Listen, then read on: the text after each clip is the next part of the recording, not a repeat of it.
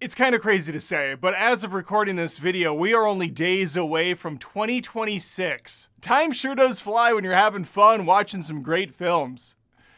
But they weren't all great. In fact, 2025 was a mediocre, borderline garbage year for movies. And while I was definitely able to come up with the top 10 best movies of 2025, it was a hell of a lot easier to come up with 10 I didn't like. Which brings us to this ranking video today. I looked back on the year. I combed through the bowels of Adam Does Movies. I'm Adam. I do the movies. Feel free to subscribe. And after crawling through a mile of shit, I finally came out clean on the other side. So without any further poo-poo, here is my ranking accompanied by full reviews for the top 10 worst movies of 2025.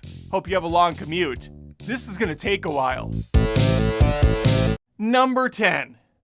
Y'all need a pilot?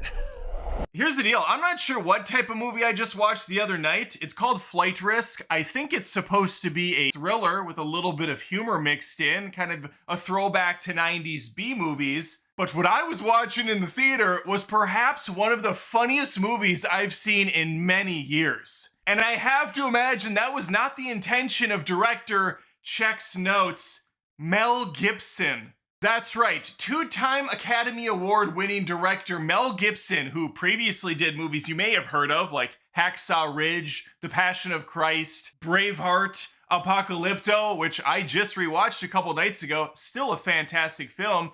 He took the reins on this one, and what he has delivered is really a special treat. One of the dumbest, most unintentionally funny movies I've seen in quite some time. Which is actually saying a lot because I just watched Emilia Perez a couple nights ago. Let's talk about Flight Risk. Y'all need a pilot? Flight Risk is an hour-and-a-half R-rated action thriller directed by Mel Gibson and written by an AI robot that combed through every movie from the 90s in the action genre, tossed out all the good ones, and picked off what was ever left. The plot of this film is very simple. Winston, played by Topher Grace, or Eric Foreman if you're over the age of 25, is the key witness to take down a mysterious bad guy. He's currently shacked up in a fake cabin in Alaska. I say fake because I am 99.9%. The first shot of this movie is a completely generated AI image of a cabin in Alaska. Madeline, played by Michelle Dockery, is an air marshal, and she is in charge of this guy 24/7, making sure he gets on this little Cessna and to the location he needs to be at to go on trial. The pilot? Just your typical salt-of-the-earth blue-collar worker named Daryl, played by Mark Wahlberg. It turns out this Daryl character is not all that he seems. Shortly after our two passengers take off with this pilot, things go south. And I'm not just talking about their flight path. I don't think they would be going south. And this tiny little plane and these three people are gonna have to carry the weight of this hour-and-a-half film on their shoulders. So you better expect some great acting, some top-tier dialogue, some amazing action set pieces, and then get all of that out of your mind, because what we have is the complete opposite. Forecast today calls for a 0% chance that I'm going to be talking about this movie ever again, so there will be spoilers in just a little while. I'll give you a heads up. What you can expect though here, folks, from a spoiler-free standpoint, is some pretty poor acting all around. Mark Wahlberg completely miscast in this. He looks ridiculous with his bald patch on his hair that apparently he really did shave. I initially thought it was a bald cap because it looks so terrible, but it turns out they did shave it. He's got photos on Instagram. They didn't bother getting rid of the hairline though. You can clearly see the stubbles all around where he shaved. And it adds nothing to the storyline other than a jarring reveal that's given away in the trailer where he takes off his hat and he has a George Costanza hairdo. And I imagine most people's reaction was the same as mine, which was, okay, why? He looks stupid and it doesn't add to his threatening demeanor. It just takes away from it. We got to get into that for a moment too. Mark Wahlberg is so over the top with this, and I understand he's got to carry a lot of this movie himself with his performance, but he's so ridiculous. Joking every 5 seconds. It's always some sexual innuendo. Mark Wahlberg makes more sexual advancements in this 90-minute film than you would see in an entire season of an 80s sitcom from The Dad. Hey officer, why don't you come back here and we can play hide the hot dog? Hey Wayne Stan, who he later will nickname Minnie, and also another name. He's got 2 nicknames for this one character. Pick a lane already. But he's constantly jabbing at him too. Hey Minnie, come back here and we can play Don't Drop the Soap. Like it's non-stop with this guy. My boy Topher is the only one out of the 3 that's holding his own here. He has some funny lines. He's doing a good job bringing me back to that 70s show, if I'm gonna be honest with you. He feels like Eric Foreman here, trapped in a pretty bad situation. But Michelle Dockery is so miscast in this, and I don't know if it's necessarily her fault or, I mean, listen, the writing is truly atrocious. She has to say some dumb stuff. She's constantly deadpan, has no emotion to her. Even when there are scenes where I think she's supposed to be kind of funny, it's completely lost in translation. You know, with Madeline's lack of charisma or any personality at all, you could say she's what we call in the business a strong female lead. And for a movie primarily taking place on a plane, it's about time. The premise of the film is built upon urgency. They're up in a plane, chaos ensues, they somehow have to land this thing, time is of the essence, they're almost out of gas. Like, it's all the tropes you've seen a bunch of times, but what's missing is the panic and fear that the characters would have, because everything is so dumb. Now, I think at this point I am going to jump into spoilers because giving any examples would just be too much for people. So overall, Flight Risk is really funny to laugh at, not with. It's a bad movie. It will entertain you, but not in a good way, not in a serious way, just in kind of that schlocky, old school style of some of those throwaway films that you might pick up at Walmart for $5 in the bargain bin back in the day. All right, I want to quickly brush over the lowlights of the movie. We'll take it from when they're on the plane. Wahlberg is pretending he's the pilot. Topher is the prisoner here, so he is handcuffed, he's behind him, and he sees a piece of paper slip out from under the chair of the actual pilot. And he starts to get worried. He's like, oh no, this is not good. Meanwhile, Madeline's also picking up a creepy vibe from this dude as well. Something seems off. He has a tiny little cut on his neck, and when he turns over, he's got what appears to be a patch of blood on his shoulder. Topher's trying to signal to Madeline that this guy's sus, but they have headphones on and they can't hear what he's saying, and he's annoying, so they don't want to listen anyways. At one point, Madeline does look back though, and instead of him just going like, or pointing down to the floor where that piece of paper is at, he attempts to tell her in some of the stupidest ways possible, but it doesn't matter because not long after their little back and forth, she is gonna call him on what's going on. Daryl smiles, he's like, yeah, I knew you'd figure it out. After a scuffle where she tases the shit out of his neck, he's like, yeah, this is now the only way I can achieve climax. She handcuffs him to the back. And then she points out that he has a knife and they should probably find the knife. And then immediately forget about the knife for the rest of the movie until Daryl finds it just laying on the ground under the chair. This is the smallest fucking plane ever. You're telling me that they're up in the air for several hours and they don't have a second of spare time to just check around for the knife? Also, our villain is handcuffed in the back like this for the majority of the movie, doing very little. Just again, making his inappropriate remarks to the heroes. All right, I want to run down some of my favorite moments in this movie. There's a point in the film where they have to pull up, they have to disengage autopilot, or they will run into the side of a mountain. Madeline is able to pull back.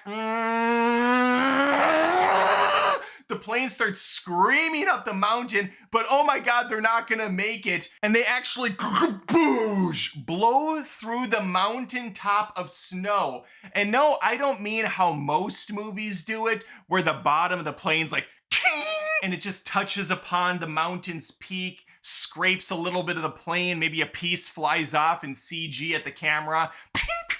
No, this plane full bore body smashes into the snow cap. That should have been game over right there, but the plane flies on like nothing happened at all. Keep in mind, the fact that Daryl's even handcuffed into the back to begin with is already fucking stupid. They should have shot him, and he comes up with some excuse as to why they can't. He's like, listen, I'm handcuffed up against a window. You got the fuel line somewhere around here. If you shoot me, that bullet's likely to go through my stomach and out the back. You don't know what's gonna happen. Really, dude? Really? Just shoot him in the head. Shoot him in the stomach. There's no gas line next to the door. But I was willing to forgive that. All right, it's your classic scenario where the marshal's the good person. No matter what, she's gonna make sure he lives because she's just that pure of heart. But he will attack and attempt to kill them multiple times in the movie. And every single time he does, they're like, nope, shame on you. We're gonna zip tie you back up, mister. Hey, and if you do it again, you know what they say? 3 strikes, you get another chance. There's also a subplot in this storyline. Throughout the film, Miranda's going to be in constant contact. I shouldn't say constant. They're constantly going to hang up on her ass and call her back later. Why? I don't know. I would imagine that protocol would be if there is a person not equipped to flying a plane, you stay on the phone with said person until they land. But no, they're just going to keep calling her back every so often. Hey, Madeline, yeah, how are things going up there? I heard some gunshots. Everything okay? Oh, you shot a flare at a person. Wow, that's wild. Well, drinks are on me, I guess, after this. Oh, my lunch is ready. I gotta go. I'll call you back in 30 minutes or so. Bye. Some sparks are gonna fly in this film between Madeline and the sultry voice operator on the other end. Hassan is her eyes on the ground. He's gonna be the one that helps her get that plane touched down without an issue. But he will, and I shit you not, spend 50% of his dialogue hitting on this woman. Now, I understand it makes sense to keep the person calm, keep them cool, but Madeline's character has 0 emotion. She's a robot. There was never a point in this film where she was shaky. So the fact that Hassan is just hitting on her 24/7, on top of the fact that Wahlberg's character also making advancements, this woman is just being wined and dined all over the place. And all she wants to do is land the damn plane. Honestly, the only good thing that came out of this film was that stupid expression, because I've been saying it nonstop and pissing my family off to no end. Y'all need a pilot. She'll occasionally be talking to her boss, who's very suspicious. She'll be talking to others who are equally suspicious. Who do you trust is the big question here. If it wasn't for the fact that she has a date with Hassan when she lands, I doubt this woman would be able to ever sleep again because there's just so many bad eggs within the organization. But back to the main plot. So it is revealed pretty early on that Daryl, Mark Wahlberg's character, who isn't actually named Daryl, that's the fake name he took from the other pilot he killed, he is working for the bad guy that Topher is supposed to roll over on. I guess the idea here is Wahlberg was going to fly these two to a remote location and just off them after having some fun first, as he keeps saying, ooh, I'm going to have some fun with you. Ooh, yeah, I can't wait to have some fun with you too. Odd. But I guess they had to come up with a reason as to why he wouldn't just pull a gun out and shoot them both as soon as they got up into the air. So we had to make him this twisted individual who gets his rocks off, torturing folks. There was a moment in this movie that I audibly laughed out loud in the theater and was holding back several more chuckles because it was so damn funny. And it's when Madeline takes a fire extinguisher and goes, and he hits Wahlberg's character in the fucking head with it.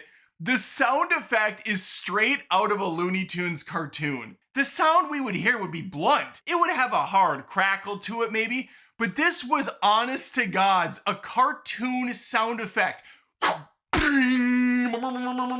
Freaking hilarious. The final 15 or so minutes truly is spectacular though. Wahlberg breaks free for the 2nd or 40th time, I couldn't keep count, takes out his knife that they failed to ever find or even look for, and ghost face stabs Topher Grace in the chest area 2 times, keeping the knife implanted. He's then pulling the seatbelt around Madeline, choking her out. While he's doing this, I imagine he's thinking, ooh-wee, I am full mast right now. Topher's able to help out a little, and I think this is the point where Madeline does shoot him with that flare gun I mentioned earlier, throws him to the back of the plane again, where they're just gonna leave him for, quite a while. He's knocked out, he's not going anywhere, before they tie him up again. Never killing him. What in the fuck? But this part is hilarious. Winston has these massive knife gouges in him. He's bleeding like crazy. She gets out the first aid kit, gets some big ass bandages out, and just kind of sets them on top of his flannel t-shirt. Doesn't pull off the shirt, pop it, and put it to his skin, and then tightly wrap the bandages up so that he doesn't keep bleeding out. And just for sanitation purposes. Then she also gives him a shot of morphine directly through his t-shirt again. People, there's time. There is time to quickly throw it off and do this correctly. But it's just one more silly, overlooked thing in the story, and I guess from the director, Academy Award winner Mel Gibson. Mel, I know movies aren't what they used to be, but could we put a little bit of effort in, please? We're now at my favorite scene of the movie. The landing. The plane is completely out of gas. They're coasting now to the runway. Hassan finished his leftover lasagna and he's back on the phone. All right, Madeline. We're just gonna, you're getting off course. Madeline, are you drunk up there? What are you doing, you dumb bitch? No, we need to get back on course over here. Runway's over here, stupid. You're over there. You're playing over there, Happy. All right, yep, just move that rudder, move that flap and that tallywag and other plane terms, I'm sure. And we're just gonna get you straightened out right there. And I gotta go, bye.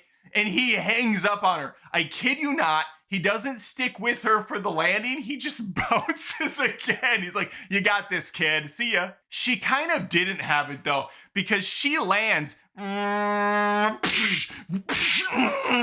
This thing's spinning around, propeller blade on the ground. Plane wing breaks off. Wahlberg shoots out the side of the plane. He's got that stupid bald head. I'll be back for you. He's bouncing off the road. Gets up. And the fire truck that's racing right behind the plane runs him over. But the last shot of the movie is 100% pure, uncut, comedic perfection. Winston, who's bleeding the fuck out because she so poorly managed his pain, just put a couple of patches of Band-Aid on top of his t-shirt. He's in the stretcher, getting in the back of the ambulance. She, being a marshal, decided, they'll take it from here. My job's done, even though she's supposed to escort him everywhere. But then she soon realizes, in her infinite wisdom, that this new gentleman walking over looks slim shady as hell. She quickly runs over, opens the door, and takes the guy out. She gets up into the ambulance with Winston, where she should have been the entire time, says it's okay. And as they look out the ambulance door to the destruction, 3 or 4 gentlemen look back at her, kind of in shock, just standing there awkwardly looking. For several seconds this happens. We are just getting a still shot of 3 or 4 guys looking right at her. And then out of the corner of the screen where the ambulance door is,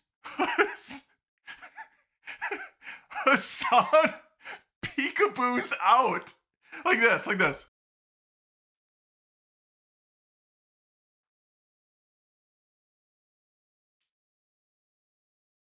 And that's the final shot of the movie. You can't make this up. Comedic perfection. I was holding back tears of laughter watching the silliness. And so that, my friends, is Flight Risk. I didn't cover everything. There was just so much happening. There's so much to cover in this movie. Truly terrible. It's a January movie. It's right where it needs to be. It's sad that Mel Gibson directed this. I have a hard time believing he did because it's just so far from his other movies. But, he's got 2 Passion, 2 Christ coming out at the end of this year. Maybe he just needed something quick to fill up the piggy bank so that can be funded. I don't know. And I really don't know how this is going to do at theaters. Looks like the budget was maybe $20 and a gift card to Red Robin. But, we'll see how it does. Anyway, those are my thoughts on Flight Risk. What a complete shit show. Number 9. A few weeks ago, possibly a month, could be a year at this point for all I know, a film called Keeper came out. I did not get a chance to see it in theaters. Unfortunately, I did watch it at home, and I'm starting to think Osgood Perkins should change his name to Osbad Perkins. That's the kind of clever commentary you're gonna get on Adam Does Movies. Subscribe! From the creator of that massively overrated pile of shit, Longlegs, comes his newest foray into horror. This one's called Keeper, and it stars that chick from She-Hulk that everybody loved. Tatiana Maslany's actually a fantastic actress. She's just unfortunately in an unfantastic film. And this story is gonna rest almost entirely on her shoulders, along with Donald Sutherland's kid, Rossif Sutherland. This is the first film I recall seeing him in. Not a great first impression from me. Impress short for impression, of course. I think I'll go into spoiler territory with this review since it has been out for a while and I'm late to the party. But I'll let you know when I get into those. But here's what we're working with. This woman named Liz is going on a little getaway retreat with her boyfriend Malcolm. They've been happily together for a year. I think happily, it's hard to know. These people have zero chemistry together. These two have a relationship more akin to that of a dog and a mailman. They just don't really gel together. Every time they talk to each other, it feels like it's their first time interacting. No, I take that back. I have better chemistry with complete strangers than these two do together. Anyway, she's incredibly neurotic. I don't know if there was some past trauma in her life. She has a lot of nightmares and these visions, possibly tied to the retreat she's on. Hard to know, because everything's incredibly vague. This is one of those artsy bullshit films. But at least it's scary, right, Adam? You're asking in a really stupid voice for some reason. No, it's not scary. The only thing frightening about this film is how the director managed to make every minute feel like 10. This is a 90-minute movie that lasts for 4 hours. Every single shot takes a damn eternity, and half of them are either interior, exterior, random-ass shots that have nothing to do with the story. There is really nothing else about the plot I can tell you, because all that happens is this woman goes to this cabin, her boyfriend acts strange and flaky, she often finds herself alone in this place, but always feels uncomfortable, like she's being watched. Bizarre stuff is gonna happen, and nothing will be answered in a satisfactory manner. Fun. I love that. I love when nothing comes together. And if you want to go the route of saying, oh, well, the pieces are there, there's symbolism and little breadcrumbs you can pick up to piece this together, well, I don't care, because the movie doesn't work on its face, which is to be entertaining, exciting, gripping, scary, funny, whatever emotion it's trying to elicit. I got nothing out of it other than, oh my God, I'm trying to stay awake. How much is left? I think it's supposed to be scary and unnerving. I say I think that was the idea because I felt none of that. The performance by Tatiana is fine for what she's doing. I mean, she's a great actress. She really is. And I would imagine she's performing exactly how she was supposed to in the script. It's just, again, I have no connection to this character. I don't understand what she's even on about half the time. The thrills in the film are usually undercut by the fact that it's like a dream that she's having or a vision.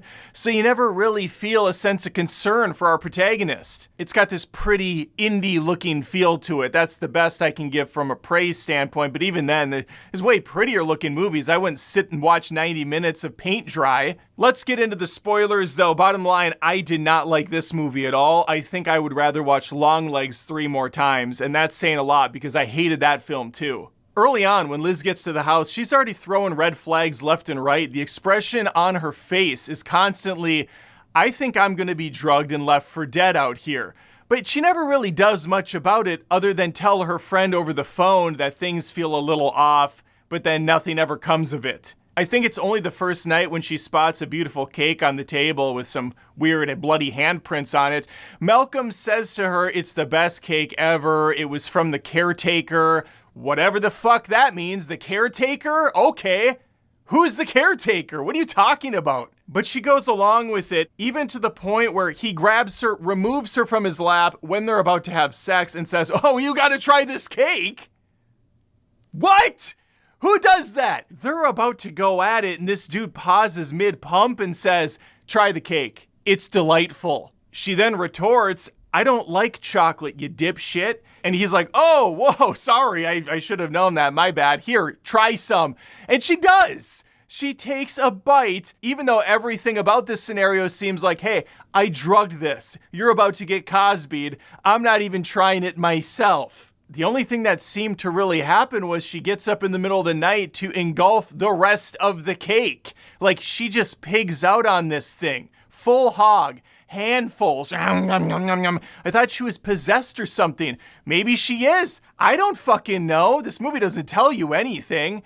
What we do know is this. She looks an awful lot like a woman who was killed in the woods years ago. How many years? 200. By the piece of shit guy that she's currently dating. We're gonna find this out with like 15 minutes left of the movie. And when I say she looks like the woman that was murdered, I mean, it's her. Like, it's the same, she's playing both parts.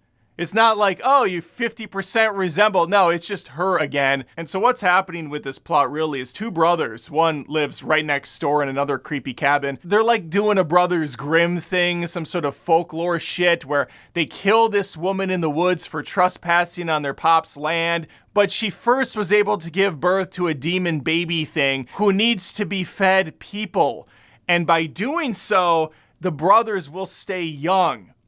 Or something. So they convince unsuspecting women to go to the cabin. They give them a slice of the cake, which starts the ritual, I suppose. And then that person is eaten by one of the nymph baby things. And I think they turn into one too. I don't know. Oh God, this movie sucks so bad. Also, when did they start doing this ritual to stay young? Was it when they got into their 40s? And that's why they're not aging from 40s on? Or did they start doing it as a kid and it just slowly ages you up a little? It's unclear. Absolutely unclear. Again, not that it matters that much, because you take a movie like Weapons, for instance. I loved Weapons, and that director did Barbarian, which I hated. So I can like and dislike different things by directors. Weapons worked for me because I was fully engaged the whole time. It had quirky characters, it had a cool scenario, it had intrigue, it had thrills. Does everything add up? Of course not. Are there a lot of questions to be asked? Hell yeah. Do you have to really, really stretch your imagination to kind of get to the point that the movie's trying to? Absolutely. Who cares? I'm fine with all that as long as on a top surface level, things are firing. Weapons did. If the movie's working on the top level and it's got layers to it, it welcomes me into its world to dig deeper into it. I don't feel welcome in Osgood Perkins' movie. I feel like an outsider who's getting fed these tiny little morsels of the cake, and I don't really like how it tastes. To quote one of the women in the film, the cake tastes like shit.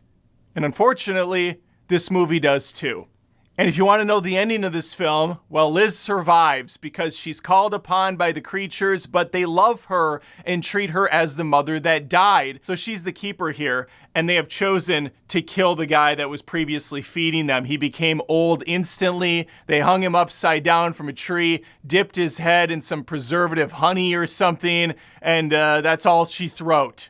That's the end of the film. It's over, and hopefully I never have to speak about this movie again. Number 8. The Idiot Convention continues with The Strangers, Chapter 2, part of a Chex Notes trilogy of stupid films. Why is this 3 movies?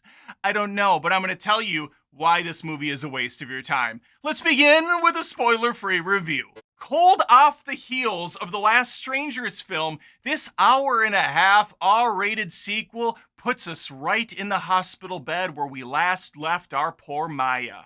But before I tell you whether or not she flatlines within the first 5 minutes, make sure to subscribe to Adam Does Movies on YouTube, Spotify, and Apple Podcasts. That way you won't miss any of my movie-related content in the future, and you can even look forward to a spoiler recap of The Strangers Chapter 2 just down the road. But I am going to spoil the first 30 seconds of the movie. Maya, unfortunately, lives. And we join her in that hospital bed as she tries to overcome the trauma of the last movie in that cabin where her fiancé was unfortunately killed. Unfortunately for her, I wanted them both to die within 10 minutes of the film starting. Because The Strangers Chapter 1 was unbelievably stupid. Like, I understand giving some grace to characters making poor choices. That's how you get a lot of the horror movies that you get. But these people go out of their way to do dumb. Like, oh, there's a noise over there. We should probably go hide over there in the basement instead of running away. What? These are the kind of things that they did over and over again. At some point, natural selection has to play a part, right? Maya has somehow made it into a sequel, and even though this movie is not quite as egregious with the stupidity, there's still plenty of it on display. Plenty of frustrating scenarios play out where you're like, how do these stupid strangers keep apparating along the countryside and finding this woman, not being able to kill her over and over, but taking out unsuspecting victims? It's like they're super awesome at using a crossbow to pick a person off from across a field, but when Maya's right in front of them, they're like, the damn crossbow again.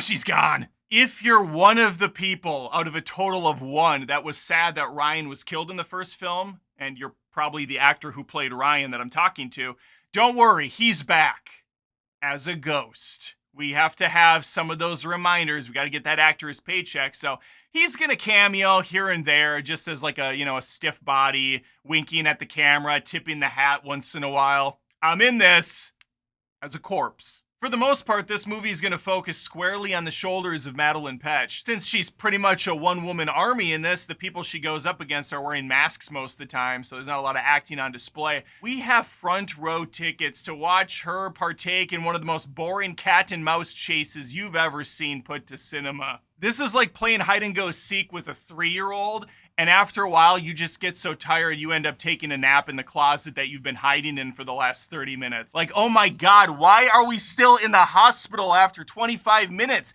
Get out of there, you dumbass! She's being stalked once again by Scarecrow Guy, Betty Boop Lady, other porcelain face, doll face thing. And they're even more Casper-like than before, popping in and out like ghosts. Like, bing, I'm here now. Ka-bing!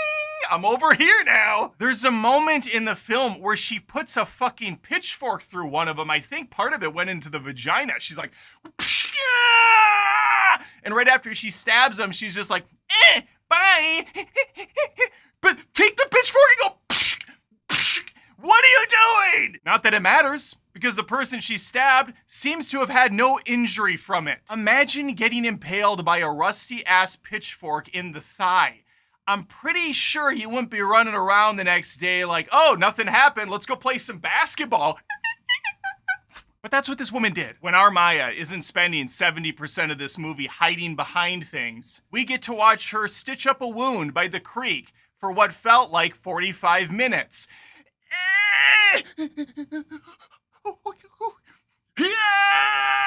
Sylvania!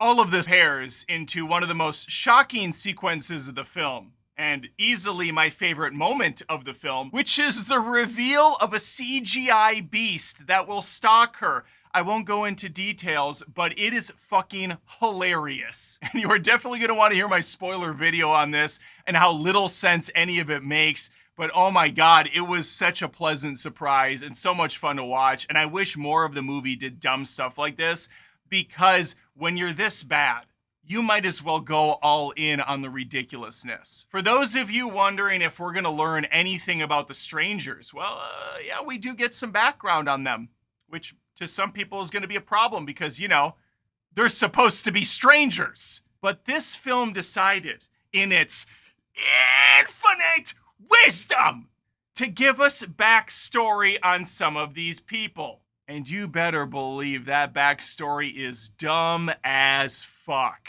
A lot of horror slasher fans will set aside any story, plot, or even bad acting. Although I will say the main actress is far better in this film, probably because she's not bouncing dialogue off of her buddy Dopey. She's just able to kind of be more visceral in the moment and get more animalistic with the character. And she does a decent job. She does she does good. I feel bad for her being in this movie, but she's making money, so I suppose there's that. She got a trilogy out of it. A lot of horror fans are going to be here for the kills. And to that I say, you're going to be disappointed. And the ones that are there are incredibly tame. As for the scares, oh my gods. Grab yourself some earplugs going into this bad boy, because this thing is going to jump scare the shit out of you with the most obnoxiously loud effects you have heard in a movie since The Strangers Chapter 1.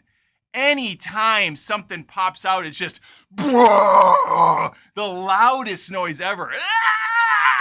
I think I had some blood trickle out of my ear during the film. And because of the type of movie Strangers 2 is, you're going to expect that same caliber of audience. Now, there wasn't a full house by any means, but there was a good group of gentlemen towards the back of the theater who had no problem talking through most of it, pretty loudly as well. I almost felt like getting my own stranger's mask, putting that thing on and grabbing a crossbow. Blood starts pouring out of his throat. I take off the mask, impale the other guy like 4 times in the head with it. And then for the third, I take out my trusty knife, stick it through its throat, and carve that fucker like a pumpkin. Pop the top off, spin it around, and start pulling out the innards, feeding it to the other friend. You like that? You like that? The scenario I played out is far more thought out than anything in this movie, and I just came up with it on the fly. It's kind of sad that Rennie Harlin is once again directing this movie. The guy previously gave us Cliffhanger, Die Hard 2, The Long Kiss Goodnight. He's done some absolute bangers. This ain't it. The Strangers Chapter 2 barely moves the story forward at all because there's no story really to move forward even. I have no idea how a trilogy got green-lit out of this dumpster fire, but here we are with Chapter 2. There's so little scares, so little action, so little anything to recommend watching out of this. And even the dumb stuff this time around is not that funny outside of the beast scene that I'll get into in the spoiler video. So there you have it. Such a mediocre affair, such a waste of time movie that's only thankfully 90 minutes long, but it feels much longer because of the poor pacing and the slow build of scenes. Everything is padded to hell and back just to get to that 90 minutes because there's nothing here. But unfortunately, we have one more film to go, and I will be there to tell you how poor it is. All right, let me know your thoughts on The Strangers Chapter 2. Were you like me and you thought, why is this still happening? Or are you fully invested in Maya and her escape from these masked, crazed lunatics? Number 7. Everybody knows Peter Pan. Lovable character, little mischief, lost boy, has a feather in his cap, flies around, has a friend that's a fairy, who trips balls on pixie dust. Peter's in the other room choking out a kid. You know, Peter Pan, we all love him. No, something must have been lost in translation over the years because I just saw Peter Pan's Neverland Nightmare and this isn't quite the fancy free adventure I remember. Let's review whatever this thing was. From the brilliant mind behind Winnie the Pooh, Blood and Honey, you will never hear another person say that sentence, comes his directorial debut into the Twisted Childhood universe, rebranded from the previous Pooniverse. And they say humans are getting dumber. I'm actually really happy for director Scott Chambers, who's one of the overseers of this entire shit show, because he's making his dreams a reality. While I'm sitting in this cold-ass theater, freezing my dick off with a bunch of asshats, watching something that's the equivalent of a dog taking a shit in my cereal as I'm trying to eat. Peter Pan's Neverland Nightmare and this entire Pooniverse situation is clearly not for me. And it's not because of the low budget and effects, all right? And in fact, Scott does a good job for what he clearly doesn't have. There is some suspense in the movie. Shots are framed up well. The shaky cam isn't overdone. Some of the visuals are haunting and they do work, but then you have a whole lot of other stuff that doesn't. Again, they're doing this on the cheap because we're talking about a real niche market here. If you liked Winnie the Pooh, Blood and Honey, and if you loved Winnie the Pooh, Blood and Honey 2, why? You, I don't think, have any reason to watch me talk about this because we are clearly not going to see eye to eye on things. Now, to Peter Pan's credit, I think that this film is better done than those previous 2 entries. Doesn't necessarily mean it's better or more entertaining. It's just, I think, the best looking of the 3. There are a bunch of editing issues for sure. Things don't line up in the timeline. We jump all over the place from day to night instantaneously. And the character decisions in the last 45 minutes or so, oh my God.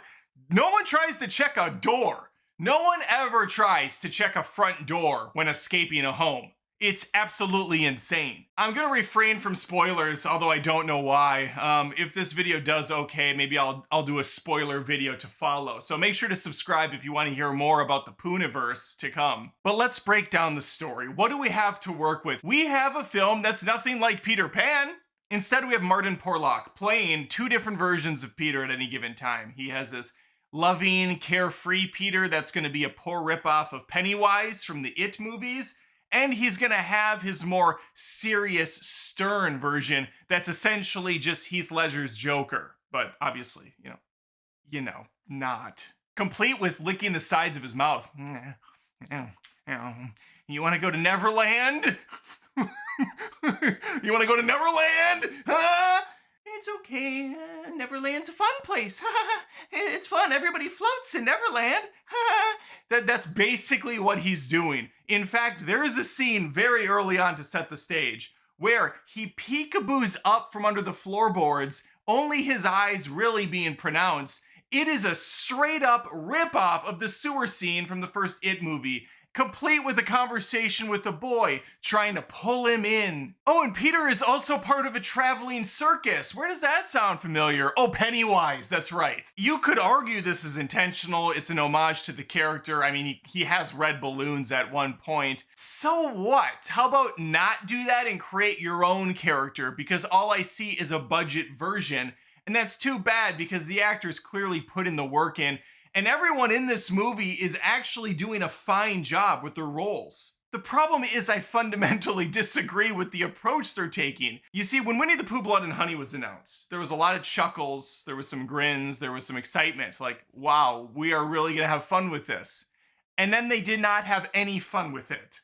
They treated it very serious. Well, then the sequel gets announced because the first one made money, and people thought, all right, now they can finally let loose and have some fun. They had no fun. And in fact, they doubled down on the horror elements. And so Peter Pan takes it and goes even further. There are zero jokes in this. There's no observational humor. There's no memes. There's no meta commentary. It is straight up a schlocky horror film with a few scenes that are a bit Terrifier in nature with some of the violent kills. But if I point to Terrifier, we at least have a unique character and a premise that's fun, and it is funny. Like, there's a lot of humorous parts in this movie, which makes Art the Clown and the Terrifier series far more memorable. If you don't care about the story and anything, and you just really love watching people get murdered, there's some decent kills in this. Early on, we get a pretty brutal one. And then there's a good lull. There's a good lull in the middle of the movie where not a lot happens. They're just building up this stupid lore and whatnot. And then the final, like I said, 45 minutes is essentially just a haunted house running from room to room. And none of the characters can ever seem to be in the same room at the same time. So you have siblings, for instance. They're in this house. They're trying to get out. So they split up constantly. Never the two shall intertwine. And neither ever tries a fucking front door. They're always going back and forth like a Scooby-Doo show through the same four doors. Just as far as tie-ins to the stories, the animated Disney classic, it's so loose and herky-jerky, it's completely irrelevant. Like, there's a TV playing black and white footage of crocodile attacks. There's your reference. The Island of the Lost Boys is only told through storybook photos that look like they were done in an afternoon. If you're looking for jump scares, this one does have a good chunk, and they worked pretty well. The audience I was with, granted, I'm not sure they were the sharpest bunch.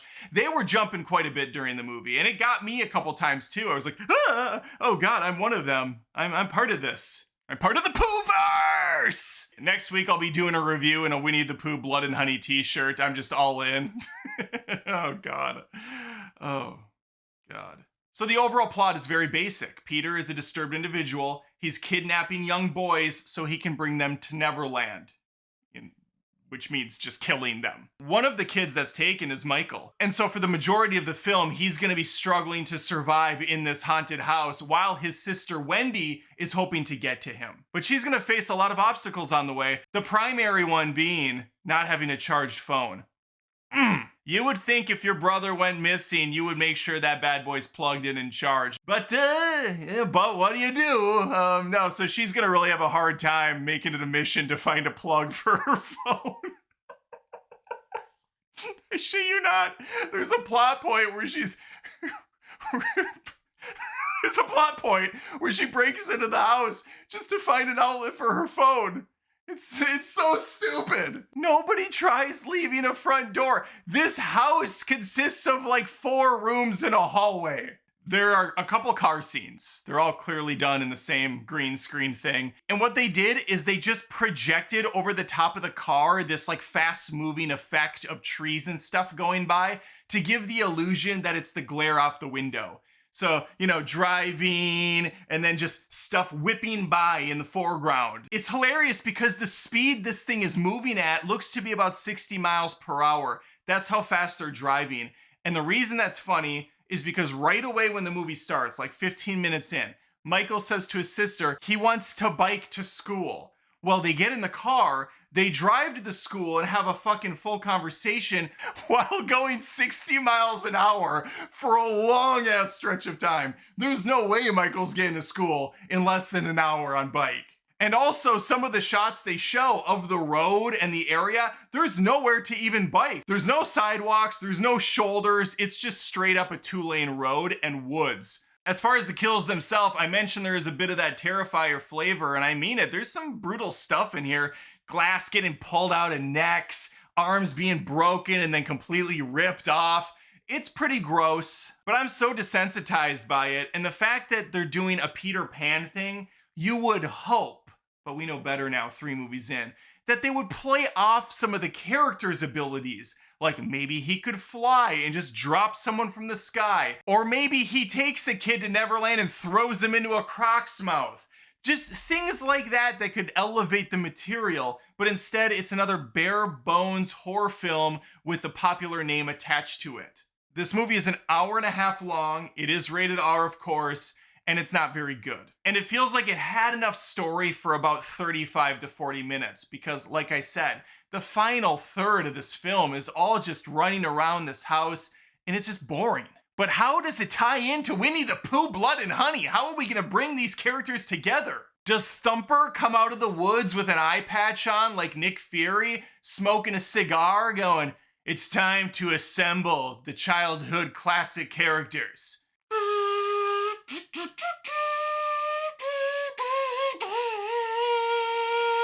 The answer is I don't know. I didn't stick around once those credits started to hit. Maybe there's a post-credit scene. I couldn't tell you. But I can tell you this, the Twisted Childhood universe is so far 0 for 3 for me. Number 6. Last night I went on Netflix to see what's popping, so I checked out the top 10 movies trending, and as always, Netflix doesn't disappoint. Because staring back at me was the beautiful mug of Liam Neeson, starring in his, checks notes, 987,000th film. And while The Ice Road did not hit the critical acclaim of something like Taken, still managed to get itself a sequel. And that's what I watched and I'm gonna review today. Ice Road Vengeance. Come for the ice, stay for the road. Coincidentally enough, there is no ice road in Ice Road Vengeance. Now I don't know much about much, but I do know this. Ice Road Truckers was a very popular TV series, probably mainly skewing older adult men who really like truck porn. So they get to watch a bunch of folks in their big rigs going against all odds, driving these trucks in the desolate wastelands of Antarctica, going on literal ice roads. It's impressive, dangerous stuff, and so naturally a movie makes sense. What doesn't make much sense? A sequel that has no semi-trucks and no ice road. I felt like Malcolm from Jurassic Park the longer this movie went on. Now, there's gonna be an actual ice road in this Ice Road sequel, right? Wrong! Before I feast into this one, I should let you know there's gonna be spoilers. So I guess, tread lightly. Let's begin. Liam Neeson returns as our favorite hero, Mike. A salt-of-the-earth, blue-collar truck driver who just experienced a tragic loss in his life. His brother is dead. And his last dying wish from his brother Mike was to have him scatter his ashes at the top of Mount Everest. If I got a request like that, I'd be like, thanks, dick. To be fair, Liam Neeson is in his prime right now at the tender age of 73. So climbing a giant hellscape of a mountain, It's a cup of coffee for him. It's an afternoon. And we do learn right when this film starts up that he's a master climber anyways, going ropeless at one point like he's fucking Batman in Dark Knight Rises. We see him scale this fake ass looking mountain and a giant CG boulder at one point comes down on him. He's like, whoa, not today, boulder. It's worth noting that at no point during this climb does it look like Liam Neeson is on that mountain, and it's pretty much a stunt double from bottom to top. In fact, the first 30 minutes of this movie seem like Liam Neeson's barely present at all, just green screened into some random shots, especially when he road trips it to Nepal, and they have this hilarious green screen footage where he's just kind of like, whoa, I'm here. I'm in Nepal.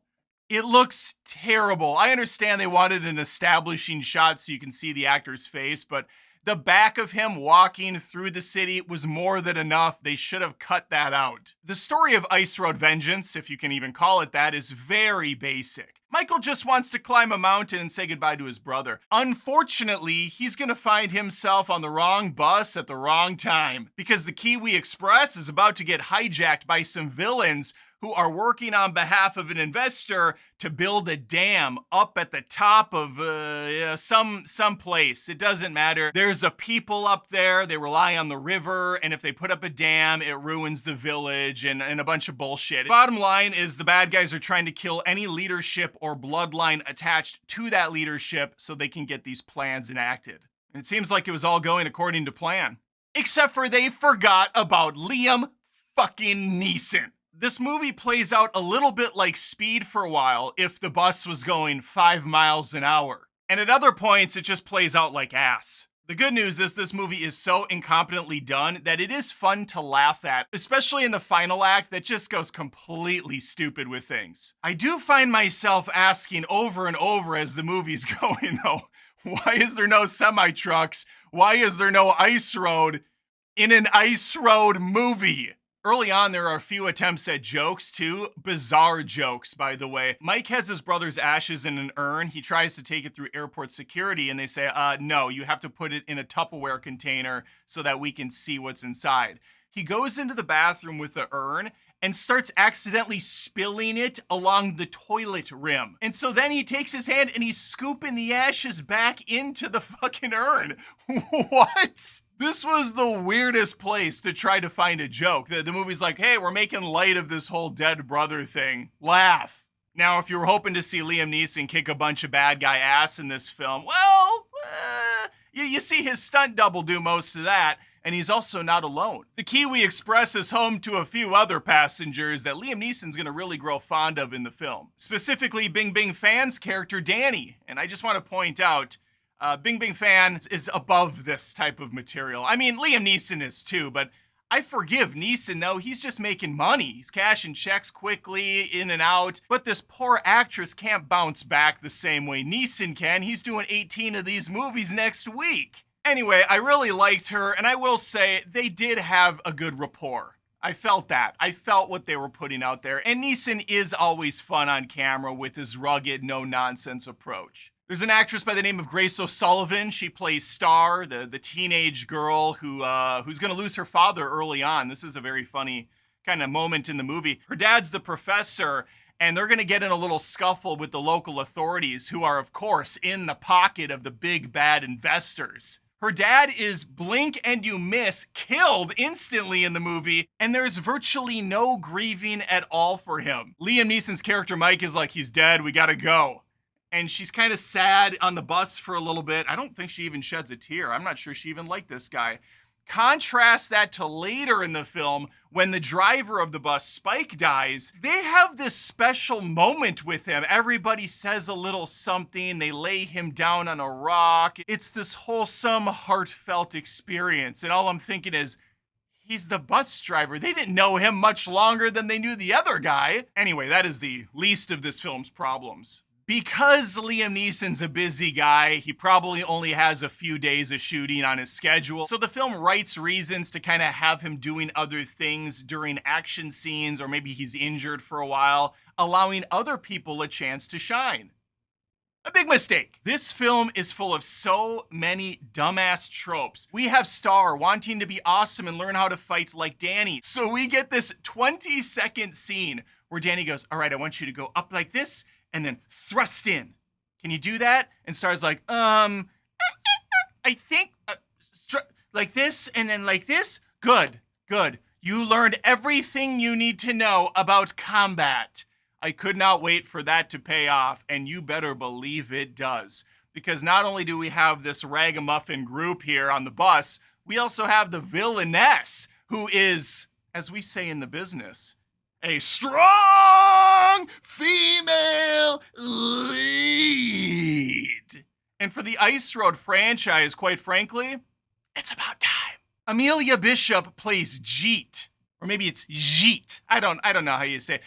Jeet, motherfucker. Jeet, goddamn. She's mainly gonna storm in from scene to scene, just looking very angry. And occasionally she'll shoot. I'm not sure any of these guns even have blanks or if it's all just After Effects stuff.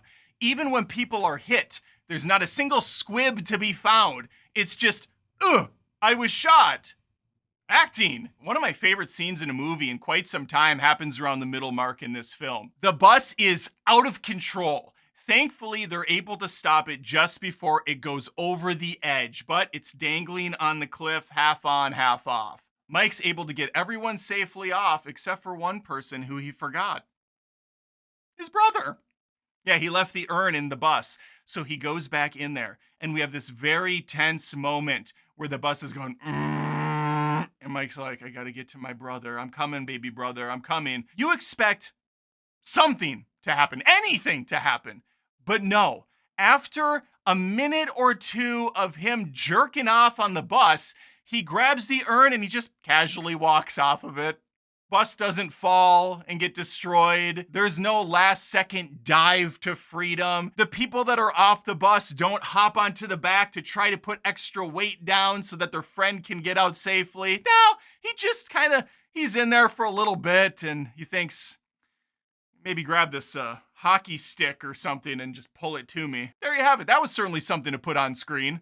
What's gonna happen in this movie is Mike and the rest of the folks on the bus are gonna get away from the villains, and it's just gonna be a slow-moving chase for almost 2 hours. And this bus is a fucking tank. I think it loses its axle 2 different times, and Mike has to weld it together at one point, and then they have to set up like winch systems and pulleys, and it turns into like mousetrap by the time they're done at one point. And they just happen to have all these convenient things whenever they need them. Oh my God, the bus ripped into 2. How do we get it back together? And then Danny's like, I think we have, I'm pretty sure we have a bus putter together tool in the back here. Let me grab that really quick. And keep in mind, a lot of the stuff that they do to keep this bus intact takes several hours, and the villains during this time, I guess, are stopping for donuts, getting some lunch. I don't know what the hell they're doing. I have dose favorite action scenes in this movie. The first is when they put the bus onto a crane,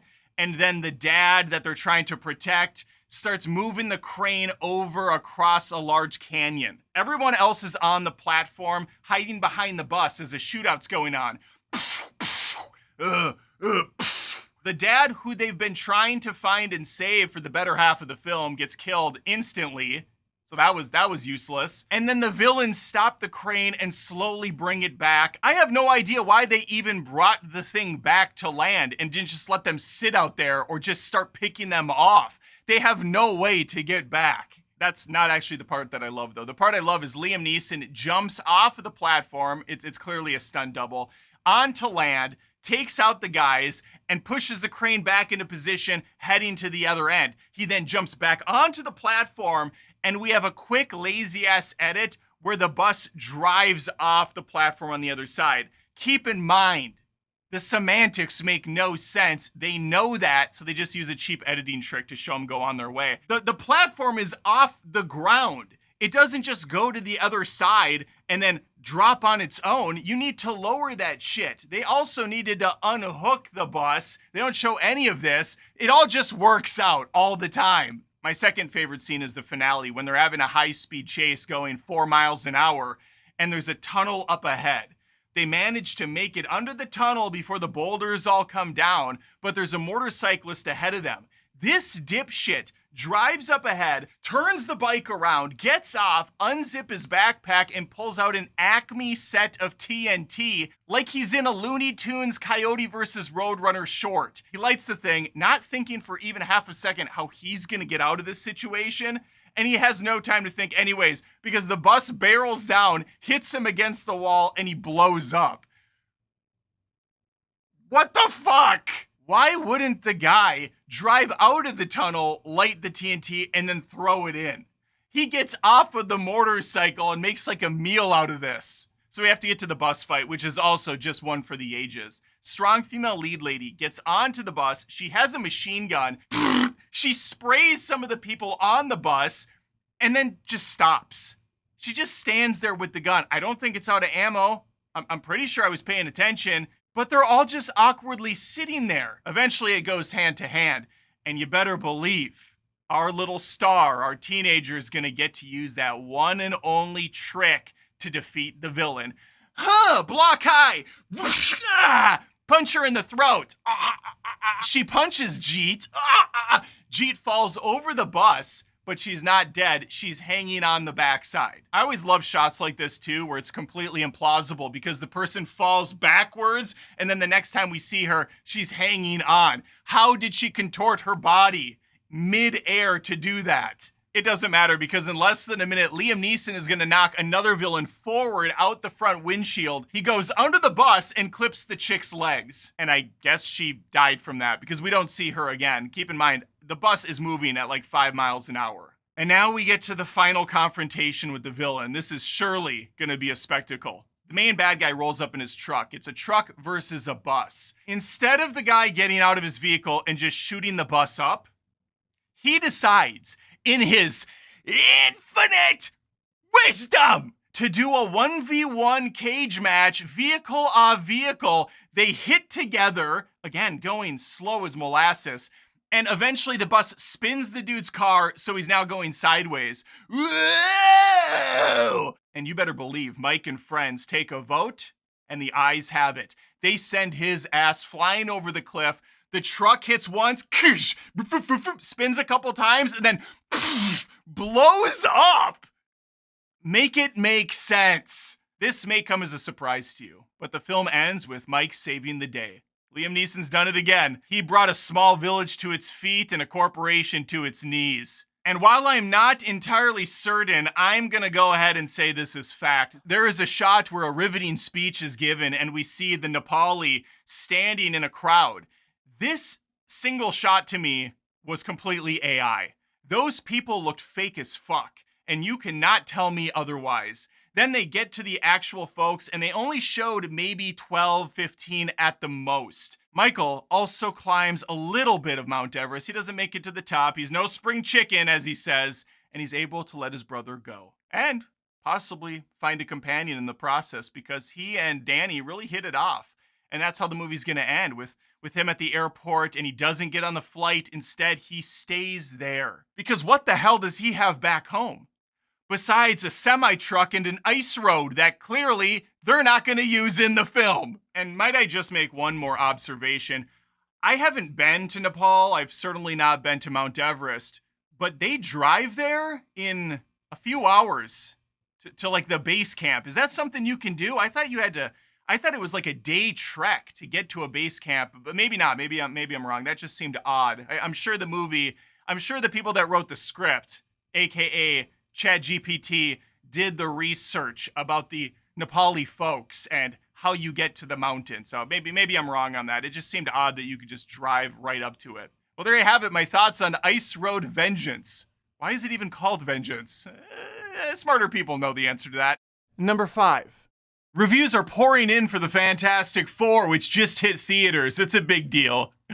So naturally, I'm going to be doing a review for Smurfs. Actually, it's going to be more of a spoiler recap because I can't imagine anyone thinks this movie looks good. And after seeing the film with a gun to my head because my live stream audience demanded I go and they paid me some cash, so of course I did because I'm basically a hooker online, I went out and saw the movie and I have thoughts. For all of you that don't know, this is the Chex Note's third reboot for the Smurfs on the big screen, and the fourth entry as a feature-length film. There was 2011's The Smurfs, then the sequel, The Smurfs 2, then the first reboot, Smurfs, The Lost Village. And much like with Fantastic Four, if you don't get it right the first couple times, damn it, you try again. And so here we are once more with 2025's masterpiece, simply and elegantly titled Smurfs. I went into this movie with bottom of the barrel expectations, hoping this would somehow blow me away. Unfortunately, they blew it.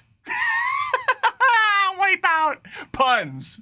Let's begin. All right, let's Smurf to it. From the director that brought us some of the worst pieces of crap ever, Shrek the Turd and Madagascar 3, Europe's Most Wanted, comes his next foray into terrible cinema, Smurfs. Everyone knows these cute little pieces of shit. They're all boys and one girl, and they all have a Papa Smurf who somehow created them. I'm sure there's lore out there that explains it. There's only one female Smurf. Her name is Smurfette, and she was created by Gargamel. There is a little backstory in this movie about how he shaped her out of clay, gave her life. She's supposed to be evil. Again, I don't know much of the Smurf lore, nor do you need to going into this movie. Here's what families do need to know. Its runtime is 1 hour and 29 minutes long, so it's under 90, which is beautiful. You are gonna get a little animated SpongeBob SquarePants short though to pad out the runtime, and that will be the best part of this entire thing. I suppose it's PG due to some of the questionable uses of the word Smurf. At one point, they're definitely swearing using their own names, which is odd because they're using the category of species as a slang. That would be like me going, get the human out of here. People you. People you. It doesn't make any Smurfing sense. But all the characters in this movie act like a bunch of re-Smurfs, so that's no surprise. Speaking of Smurfette, she's voiced by Rihanna, who just like in past voice acting performances such as Home, she didn't even try to change her voice at all. She's just Rihanna Smurf. And there are, I believe, 4 Rihanna songs in this movie. One of them is exclusive. I'm not sure about the other ones. I do enjoy most of her catalog though, so that wasn't such a bad thing. But the fact that we have a 37-year-old woman playing Smurfette, it's just not working at all. The voice does not match the character. The whole blue face that she's putting on, not working for me. And the trailers are a bit misleading. You might think this is the Rihanna Smurf movie. She's the main character, but that's not exactly true. While she is prominent, the lead actor here is fucking James Corden. Remember that guy who previously played a fat, slobby, talentless pussy? And he was also in the movie Cats. Here he plays No Name, which is a crazy name to have at Smurf Village, where everybody else is assigned a generic title. You get one thing you're good at in Smurf Village, and that's the thing you do. That's how you are labeled. There's Hefty Smurf, who's strong. There's Vanity Smurf, who loves to look at himself. There's Worry Smurf, gee willikers. There's Brainy Smurf, who wears glasses and never contributes anything else to the film, but glasses means brains. And then there is, of course, the aforementioned Smurfette, who is a girl Smurf. I guess that's her thing. That's her entire thing. So you might be good at painting or sound effects or whatever, and that's your label. But No Name isn't good at anything. He doesn't have his thing yet. Which is also bizarre, because if you can be labeled Smurfette because you're a girl, surely a Smurf with a thick British accent can just simply be known as British Smurf. But no, that's not enough. What No Name really wants to be is a magic Smurf. You gotta be smurfing me, bro.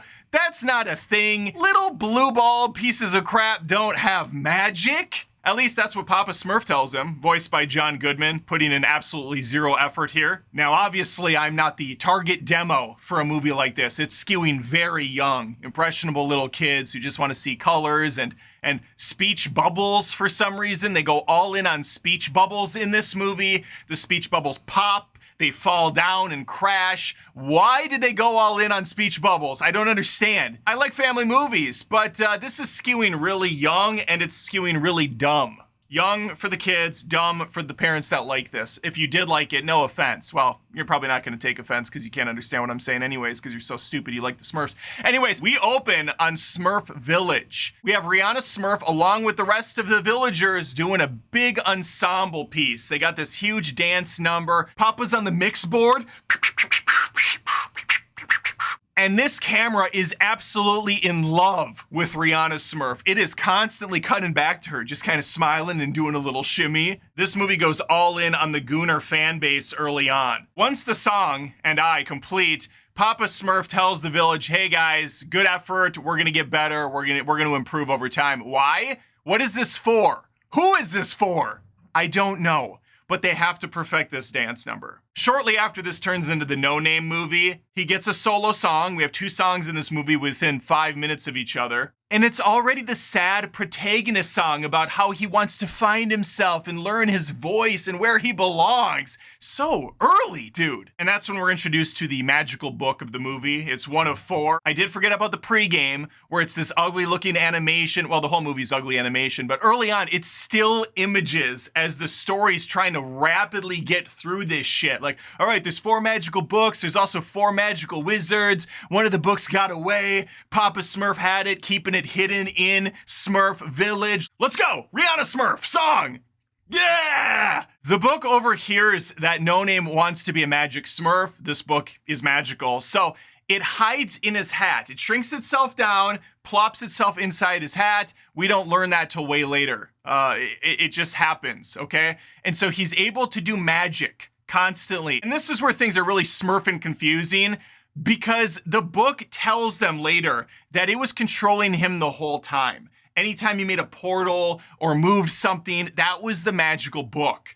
So I instantly thought to myself, why does the book suck at magic? Because there were multiple instances where he was supposed to do something, but ended up screwing up and giving Rihanna Smurf a beard. Laugh. The book plops out, I was like, I was doing it the whole time. That doesn't mean you don't have some magic in you. Bing, bing, bing, bing, bing. And as for you, Rihanna Smurf, would you like a little magic in you?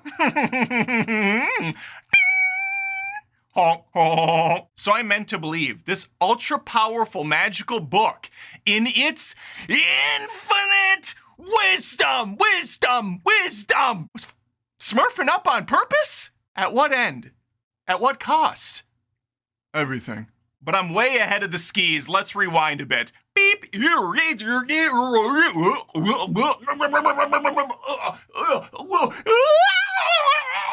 And we are now with No Name Smurf again in the village, crying about how he can't figure out his skill. But then skadoosh, skapoosh. He starts shooting stuff out of his hands, including tearing open a multi-dimensional fabric in time and space where you see all these different planes of existence. And Papa Smurf's like, Jesus Smurfing Christ, what are you doing, No Name? It was at this point where I thought to myself, all right, No Name has showcased he has magical abilities. So obviously, moving forward, people will address him as No Name. What? Shouldn't he be called Magic Smurf? He spends the rest of this film shooting crap out of his hands, making portals, doing all sorts of magic, and he's still called No Name. Make it make sense. Anyway, evil wizard Razamel gets a notification that a portal opened up and he can find out where the Smurf village is at. Notification, short for notification, of course. Razamel? Don't you mean Gargamel? No. Gargamel's in it and his dumb cat, but they're a second fiddle in this one. They're a side character. Razamel's the main villain, and I don't really know why this was necessary. He's probably in the show too at some point, but again, I don't know the lore that well for Smurfs. Would not say it's a step up or an improvement. It's more of an adjacent, equal annoyance character. Their voices scratch the insides of my ears. Now that Razamel knows the location of the Smurf village, he sends down a giant beam on this entire village. Look out, Smurfs! And he takes one of them. What? He has them all locked in and he just pulls up Papa Smurf, somehow targeted just him. And then Papa Smurf, all cocksure's like, you'll never find the other Smurfs, they're hidden away. Even though they're not yet.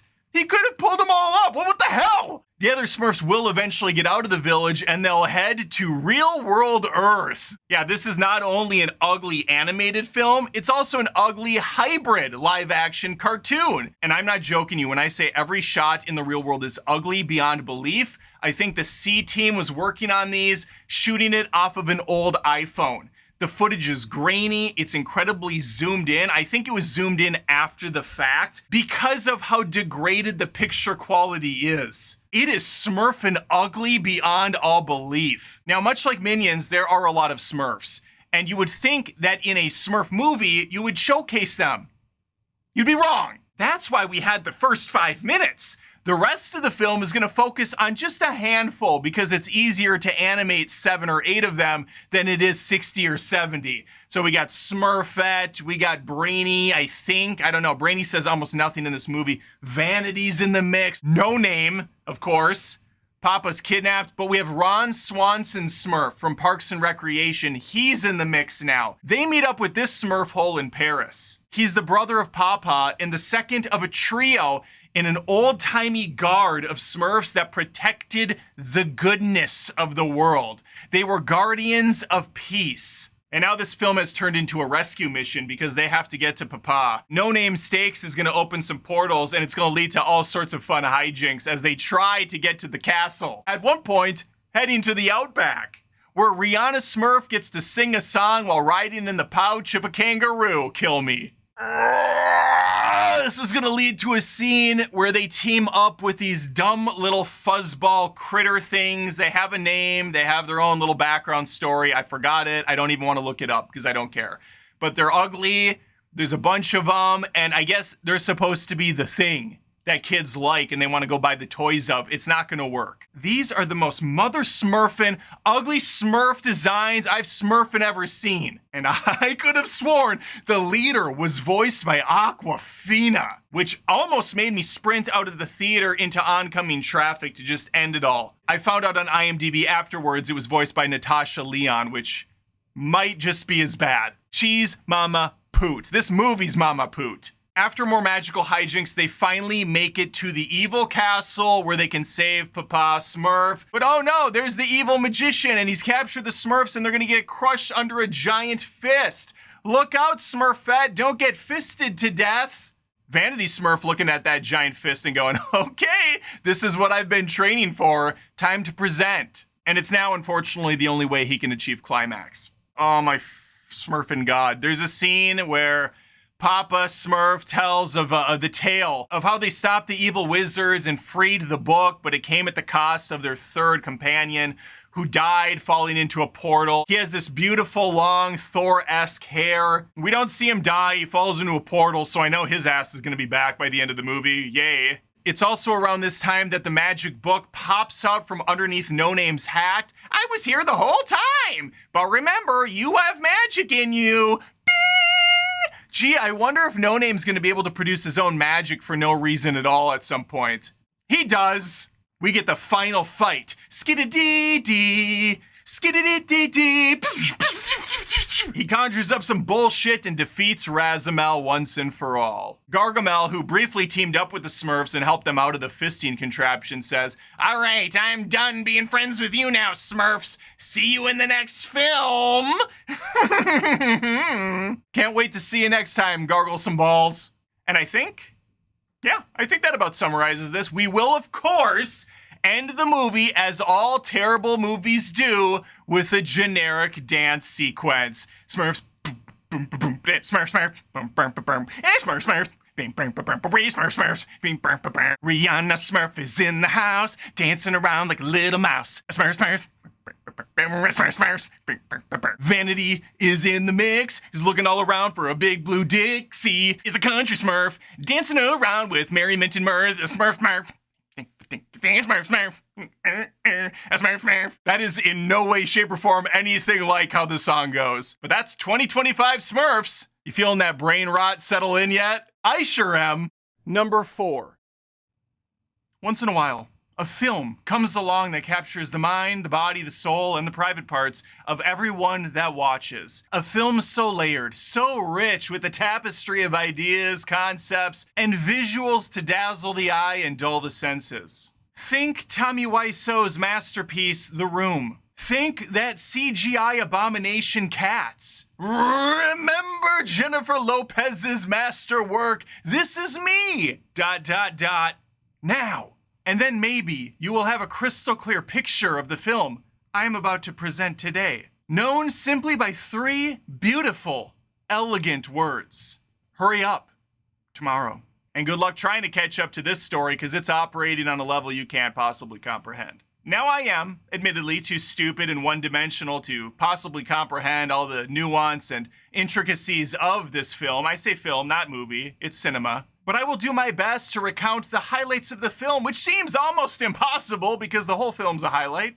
And I want to make Billy crystal clear that everything I have said up until this point is 1000% sarcasm. But for now, let's just really focus on this one. Trey Edward Schultz, the visionary director behind that shitty movie It Comes at Night, is back again to ruin your weekend. Starring The Weeknd. By the way, nothing ever came at night in It Comes at Night. Nothing comes at night. Nothing at all. Certainly not me. This film has 3 writers. One of them is The Weeknd, and I think it's safe to say this is his baby. This is his beast. He wants to really put his mark on film, on cinema. Mark Noted. Now, admittedly, I'm not like a huge Weeknd fan, although I do enjoy a good amount of his music that I've heard on the radio. I don't go deeper than that. Ski dee dee dee dee dee dee dee dee dee dee dee fleety dee dee fleety dee dee dee. I was on a and I never let a something. I don't know the words, but I get the gist of it. That song's in the movie, not what I did, but the actual song. He's in the movie too. He's singing, he's crying, he's, I guess, acting, if that's what we're calling it. He's crying, he's singing, he's crying, he's crying, he's crying. He doesn't stop crying. Oh my God, this guy cries. This guy cries more in the hour and 45-minute runtime of this film than I've done in the last ever. Joining him in this tear factory is Jenna Ortega, an actress that I would hope fired her agent shortly after this movie released. Because my God, she is an embarrassment in this too. No one is safe from the dreadful writing and direction this movie has going for it. Barry Keoghan shows up, also just cringe as shit. He plays the right-hand man to The Weeknd. He's the guy that keeps him moving, keeps him drugged up, keeps him clubbing, and keeps him comfortably numb to anything going on outside of the concert scene. And honestly, I'm Team Lee, that's Barry's character, because holy shit, The Weeknd's unstable as hell. Anytime he gets a girlfriend, he's just sobbing. He's a wet blanket mess. Yeah, coke this guy's ass up, kick him onto the stage. Everything off stage is miserable. We are introduced to Jenna Ortega's character, Anima, I think is her. I don't know if anybody has names in the movie. Maybe they do. Maybe they're set on the phones. I was sleeping through half of this thing, I think. Or maybe I was just entranced by the wonderful soft focus and the just straight up blurry lights and the flashing lights, Kanye, that's going on. Ski. When we meet this dipshit of a character, she is seen carrying a large gas tank, and she's stealing gas from a nearby truck. The owner of the truck is inside getting some groceries. Who leaves the pump unattended with the gas tank still getting filled up? First off, that's not legal. Secondly, what? Anyway, she lucks out that this is happening because she's fresh out of gas after burning down her childhood home. So she's stable. I want to marry her. No, she fills up with gas. There's a very tense 3-second sequence where a cop shows up. Oh no, is the cop gonna see what's going on? Is he gonna go over and arrest her? Oh, what about the guy inside? Is he gonna come back? Oh no, the scene's over? Okay, well that was nothing at all. I'm a stickler for the little things though, and one spot that really jumped out early on here is she's lugging this heavy ass gas tank down the street, trying to get it back to her truck, and it's clearly weighing down on her until it's not, and she instantly hoists it up into the back like it was nothing. It seriously goes from her struggling like crazy to move this thing to just tosses it into the truck like it's a sack full of pillows. Since this movie's art, there's gonna be a lot of artsy bullshit in it. Fever dreams, coked out hallucinations, abstract colors just blobbing up onto the screen for a while. If you're prone to seizures, don't watch this movie because there's several moments where the camera's spinning around out of control. Like they shot up a little girl with speed and then mounted a camera to a hula hoop. That's how much this thing's spinning around. If you love The Weeknd's music, why? I'm kidding.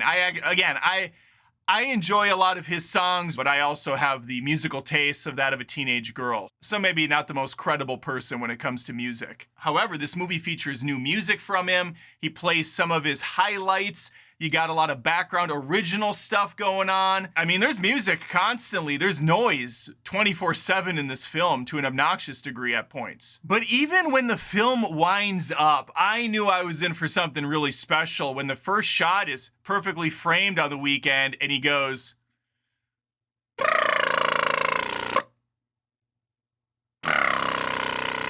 if you're not watching me and you're just listening to my beautiful voice, I'm doing duck lip kegels. He makes more of a high-pitched wailing noise. It's almost like his lips are crying, which matches everything else about him during this film. He is a sad piece of work here, and I understand this is a film The Weeknd wanted to make, a masturbatory look inside of his own psyche, the breakdowns he's had, because he's such an important, influential entertainer. His words, not mine, mainly coming from his best buddy who tells him, dude, no one can do what you do. You're a legend. You need to go out there. This is important. You got to give the people what they want, man. The Weeknd's just sad about his mommy and about the girl that got away.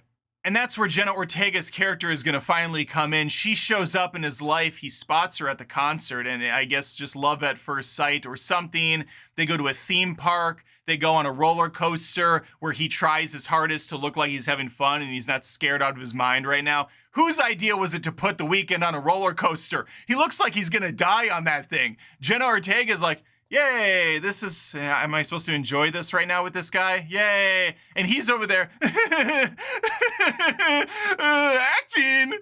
Not since Tommy Wiseau's The Room have I been so captivated by a performance. They have a great night together. They connect on a deeper level. He plays a song for her that's still in production. He's still working out the kinks. And within 10 seconds into this thing, where they're on the bed just kind of awkwardly listening to it together, his eyes transfixed on hers, she turns into a blubbering mess. The camera focused squarely on her beautiful eyes as she sits there, finger up, kind of twitching, fighting off the pain.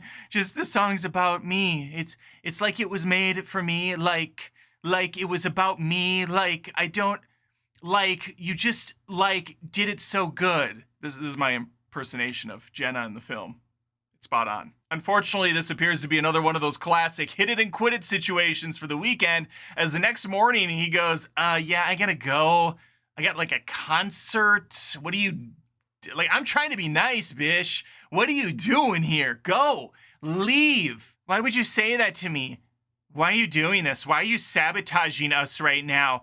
We had this night together that was so meaningful and special. You said you don't ever want me to leave. Why are you pushing me away? And as with all messy breakups, this one too ends with him tied to a bed and Jenna awkwardly dancing around to his music, whilst dissecting the lyrics for us, the stupid audience that really didn't understand the first time we heard these songs. We just thought they were catchy little earworms. But no, there is so much more nuance. There's so much more substance to them. Jenna's gonna tell us about it, as she dances like a complete and total fucking idiot. People don't understand what this song's really about. It's just got such a deep meaning. It's so personal. You are just saying things that people want to say, but in a beautiful way, in a light that's shining so brightly they'll never understand. It's right up there with Lou Bega's Mambo No. 5 or Chumbawamba's I Get Knocked Down, but I get up again. Like, you're never gonna keep me down. Anyway, I think it's brilliant. I'm not gonna hurt you. I'm actually really sorry I have to do this, but you forced me to when you didn't want to see me again, okay? It's just one of those days, feeling like a freight train, right? Another powerful set of lyrics by Sir Fred Durst. Now, I don't know if they were thinking this was going to be a big viral moment because we got a hot star in this movie. This is going to be her Megan dance. This is going to be her Emma Stone dance. No, this is going to be her embarrassing dance. After this dance shit show mercifully finishes, we then get that trusty gas tank again. She picks it up. She starts dumping the gas around the room. I have to do this like you don't understand, man. Like, I have to like do this, okay? Enter Barry Keoghan. He comes in looking for his boy. He gets in a fight with Jenna Ortegs. She takes him down, takes a piece of something, and puts it into the side of his throat that gushes blood. Like, holy shit, this guy had a lot of blood in his neck. And he's laying in it. He dies. You see the Weeknd. Tear trickles down his face. And the only thing he can do, his one saving grace that's going to be able to get him out of this sticky situation, is to sing. As she stands over him, ready to light that match and burn this candle, he looks up. And suddenly, without warning, I walk a lonely avenue, skiddy-dee-dee-dee. I never thought I'd meet a girl like you. I'd meet a girl like you. Ba-ba-da-na-da-na. With auburn hair and tawny eyes, skiddy-dee-dee-dee. The kind of eyes that hypnotize me through. They hypnotize me through. And I ran so far away. Fucking get away. He did not sing that song. He sang one of his. It was quite majestic, quite beautiful, and I'm quite happy it's over. He convinces her through the power of song to not burn him alive. Instead, she lets him go, be free. She just, I guess, left, never to be seen again. She was probably a ghost or some bullshit. They'll have some behind-the-scenes commentary where they'll go, she was never real. Just part of his manifestation of the evils in his life, the shadowy passenger that's teased several times throughout the movie, coming to the foreground as a long-lost lover, setting ablaze his entire life. Barry Keoghan wasn't real either. That was the other passenger, getting him hooked on the drugs. I don't give a shit what they come up with. It doesn't matter. He's back on the stage, and he's singing for our amusement again. And that, my friends, is Hurry Up Tomorrow. What an achievement. Holy shit, that was hard to watch. And you know what? Trey Edward Schultz, clearly a good director. He has beautifully shot stuff here. I'm not knocking him at all in terms of the visuals. It looks very good. It seems like they were trying to do some sort of a Stanley Kubrick thing, but completely dropping the ball. But we're all pumped for that new album, right? Number 3. They say you never forget your first. First kiss. First car. First kid. First Madea movie. And for me, that was last night when I watched Madea's Destination Wedding, the Chex Notes 13th installment into the Madea franchise. And so yeah, after all these years, I finally popped that Madea cherry. I have to tell you, it didn't feel great. In fact, that's an understatement. This new film is terrible. And I will gladly tell you why, but if you wouldn't mind, before I do so, hitting the subscribe to Adam Does Movies on YouTube. I'm also on Spotify, Apple Podcast. You can follow me and get some shorts on TikTok and Instagram. I'm all over the place. That way you won't miss a video by me in the future, and I would appreciate it. How else are you gonna know what a person thinks about the newest crap factory that's put out by Tyler Perry's production company? And that also is trending number 1 on Netflix for some inexplicable reason. A few weeks ago, I covered his last movie, Straw. That was the first Tyler Perry movie I'd ever watched. And now I'm all in. I'm all in on Perry. Because someone has to take the bullets so you don't have to waste your time watching. Apparently my time's worth nothing, according to Tyler Perry, because that's really the only takeaway I get when he puts out the slop he does. Now, I don't want to discredit his past work. Perhaps he's got some diamonds in the rough. I can only speak to these new movies his company has produced. And I want to say this before I get into the review. I champion his idea of starting a studio and focusing on Black-centric content and making voices heard. That's all great stuff. But maybe put some actual effort into it. My God, man. Spend more than an afternoon on a script. Spend more than a couple $1,000s on the production because this movie looks like ass. And the dialogue is atrocious. So let's get into it. Right out of the gates, in case I haven't made it Billy crystal clear, this movie's not worth watching. And even though I am certainly not the voice for the Madea fan base, I would imagine even for the mad heads out there, this is a disappointment. Upon finishing this hour and 40-minute PG-13 abomination, I did actually check out the first film that Tyler Perry was in this franchise, which isn't even technically a Madea movie, but it is the one that kickstarted this phenomenon, and that's Diary of a Mad Black Woman. I didn't watch the whole movie, I just wanted to get an idea of where we started and where we got to. Because I couldn't imagine the quality of the first one being as bad as where we're at now, and I was right. The first movie, again, did not watch all of it. I gave it like 20 minutes just because I wanted to get to this review, but I wanted to be able to compare and contrast the differences.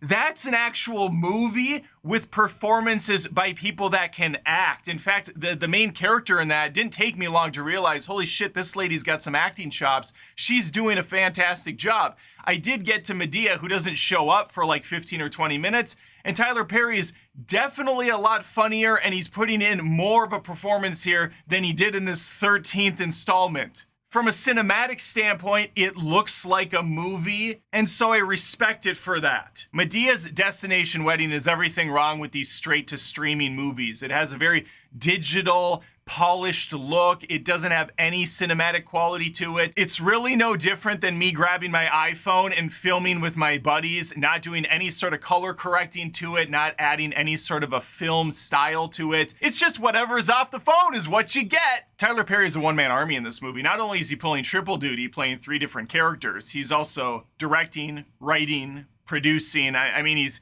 sextupleting this thing. Perhaps it would be wise for him to step back on some of those jobs and just focus on one or the other. In this movie, along with what I would imagine were the previous entries, Tyler Perry plays Brian, he plays Madea, and he plays Joe. He gives mixed performances here. Madea, obviously the highlight of the film, tall, hulking woman, takes no nonsense, speaks her mind, typically when it's not appropriate to do so. I found the character to be a little funny. I can see how she was much better in older movies. Here, most of the jokes didn't land, and everything Tyler Perry does with this woman is repeated ad nauseum. Madea cannot just say one thing and shut the fuck up. She always repeats everything. Don't you go in there. Don't you go in there. Don't you go in there. Don't you go in there. That's everything in the movie. We're at the hotel. We're at the hotel. She's like a damn parrot for herself. His other 2 characters are much worse, Brian being the #1 offender. He's supposed to be your straight man of the movie, but he comes off as clinically depressed throughout the whole thing, probably because his dad and aunt are trash people. But Tyler Perry as Brian looked like he was 1 foot off a rooftop every time he spoke. Just physically looked drained of energy. I understand he's around all these obnoxious people, but Jesus, dude, at least act like you want to be in the movie that you're making. His father, Joe, your typical old man, likes to gamble, likes to drink. Not much to this character. There's really not much to any of these characters. They're all one-dimensional cartoons. And some of that could be perfectly fine if the script is at least witty, if it takes some chances, if it has fun. This is just the bottom of the barrel lazy writing. In fact, it's so lazy. There's a scene right away at the beginning where they're walking into a parking lot of a sketchy area, even though it doesn't really look that sketchy, because Tyler Perry puts so much of this ugly lighting on the scene, it's not given much of an eerie vibe. It comes off more as we're in a back lot of Warner Brothers. And it's so cheaply produced that they have a shopping cart and Madea tosses it to the side. You hear a like she just hit a nice car and they're getting away.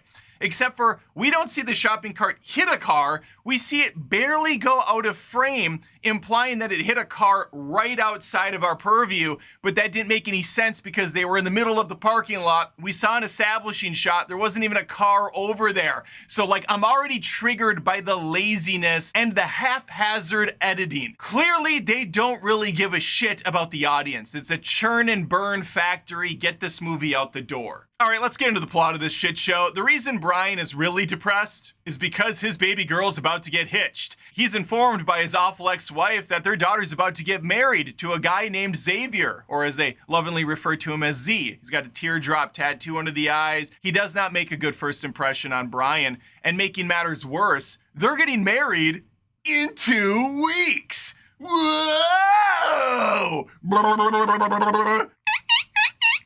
Good luck trying to attorney your ass out of this one, Brian. Brian's an attorney in the movie. And that's something good to note because he's going to have to make a good amount of money to pay for a destination wedding in 2 weeks. That's why it's called Medea's Destination Wedding. And they're going to the Bahamas!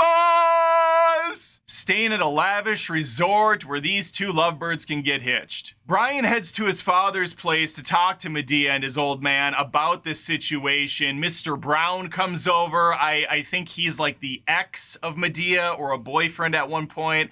I'm not entirely sure. Again, this is my first foray into the Madea franchise, so it's all very fresh to me. There's also another sassy, stereotypical heavy black woman there. I liked her. They all go around the room talking about how much Brian sucks for the next 10 or so minutes, but really, it's gonna be an extended hour and a half of them saying how much Brian sucks in this movie. No wonder it looks like Tyler Perry wants to die throughout this film, except he wrote it. So why did you tear yourself down so much? Why do you make Brian this punching bag that everyone hates? And playful ribbing is fine amongst family members and friends, but my God, this guy doesn't get a chance to breathe. They're all just bashing the shit out of him. These people are terrible. And he's not doing anything to deserve it. He's just sitting here going like, 2 weeks, that's like not much time. I just met this guy and now I'm gonna have to pony up tens of thousands of dollars. Even though the ex-wife stops by, apparently she has a history with this family, probably like a Cruella de Vil sort of situation, does a lot of bad things, but this time she's doing something good for once, or so she claims. She doesn't waste any time also knocking Brian down about 3 pegs, saying he's too poor to afford this wedding, even though he doesn't even want his daughter getting married because this Z character seems like a douchebag. So she's like, yeah, Brian's a loser. He can't afford this. My husband can pay for this whole thing. Brian then jumps in and decides in his infinite wisdom that he's gonna pony up for all of it. Because of course he is. Why wouldn't he? Why wouldn't he fund a lavish expedition to the Bahamas to watch his daughter get married off to a guy he's just meeting for the first time and can't stand? What? This plot makes no sense. I should also point out that there's gonna be spoilers for Madea. I should have led with that. I apologize. We're not that far into the movie yet, sadly. Anyway, after several more vignettes that are not funny in the slightest, we make our way to the Bahamas. One of which I should point out, they go to I don't even know what it is, a DMV or something, to get their passports, which take like 2 months to get. Typically, it's like 4 to 6 weeks. Madea is able to go in and get it on the spot? I truly didn't know that was a thing you could do, and I have a feeling it's not, but for the sake of the comedy, Madea has to go there so that she can do the classic cops hate her shtick, where she turns sideways to get a photo taken, like it's a mugshot. Classic. She even falls through a glass window at one point trying to escape the authorities who aren't even after her. Laugh. On our way to the Bahamas, they board a plane and they bitch the entire time about how they're not in first class seating, even though the plane looks virtually empty. There's no one else on this plane but these yahoos. Again, I imagine Tyler Perry's trying to film all of these movies with the amount of money he has in his pocket. To be fair, probably a good chunk of money, but I mean, literally, how much does someone carry on him at any given time? A couple thousand for Perry? And the scene on the plane really, I think, does a good job encapsulating the type of humor and quality you should expect from a Madea film in 2025, or just a movie on Netflix in 2025. Mr. Brown. Brown's himself. Not my words, words of the movie. They say this so many times. Oh, Lord, Mr. Brown himself. Mr. Brown himself. He's dragging himself on the ground like a dog. Brown streak, Mr. Brown. Like, what the fuck? Is this for 4-year-olds? Yeah, Mr. Brown shits himself on the plane. He couldn't hold it any longer. He said he's going to blow, which then signals the flight officer to step in. He puts him to the ground with a gun to the head. It's a false alarm, but unfortunately that bomb has blown in Mr. Brown's pants. I'm not sure if this is what the mad heads expect from this type of movie. Perhaps it is, and then maybe this sounds really funny to you. I can assure you it was not. But we finally make it to the hotel at the Bahamas. This feels like one of those movies that's made just so that Tyler Perry can take his buddies on a lavish trip and they can call it a tax write-off. Adam Sandler's done this like 30 times in his career. I should also point out that the main character in this movie is Brian, and the central antagonist is this Z individual. Z's in the movie for maybe 5 minutes. He's barely in this thing. So most of the friction in this is just gonna come from Brian having to deal with his garbage family. And he has several different scenes in this film where he's talking to Madea and he's talking to his dad about how they used to beat his ass when he was a kid and how he wants to be a better man for his kids. And Madea and the dad are just sitting there like, yep, that's right, we'll kick your ass again if you're out of line. What is this? They're trying to be dramatic and funny at the same time, but these are two polar opposite types of messages, and they clash like crazy when you fuse them together. Try to find something more funny than child abuse. I dare you! This movie, at the end of the day, is really just a collection of subplots, little side quests that don't amount to much of anything. It's just nonsense. It's background colorful noise while you're playing Angry Birds or some shit on your phone. I don't know what people play these days. Wordle, is that a thing still? I imagine if you're watching the 13th Madea film, Angry Birds probably is the type of game you're still playing on your phone, but I digress. A few of the subplots, by the way, don't go anywhere or make no sense. For one, we have Brian's son, who is basically Urkel. He's a nerd, he's got a koala bear hat on, he has a backpack that he wears with a bear keychain. This is the entire joke, just that he accessorizes a little bizarrely, he's a little different, but then halfway through, that's just completely done. He just looks normal. It's basically when Urkel becomes Stefan in the later seasons of Family Matters. That's what happens to this kid. Nothing gets addressed or acknowledged there. Then we have Brian's daughter, Boobs McGee. I don't know her name, but my God, she has a beautiful rack, and she shows the shit out of this thing throughout the entire movie. That's her entire character development. She seems to like her dad, but they have no chemistry. They never really sit down and have a good conversation together. There's no heart-to-heart bonding. We are a far cry from something like Father of the Bride. There's another subplot with old man Joe Simmons, who's hid in the casino.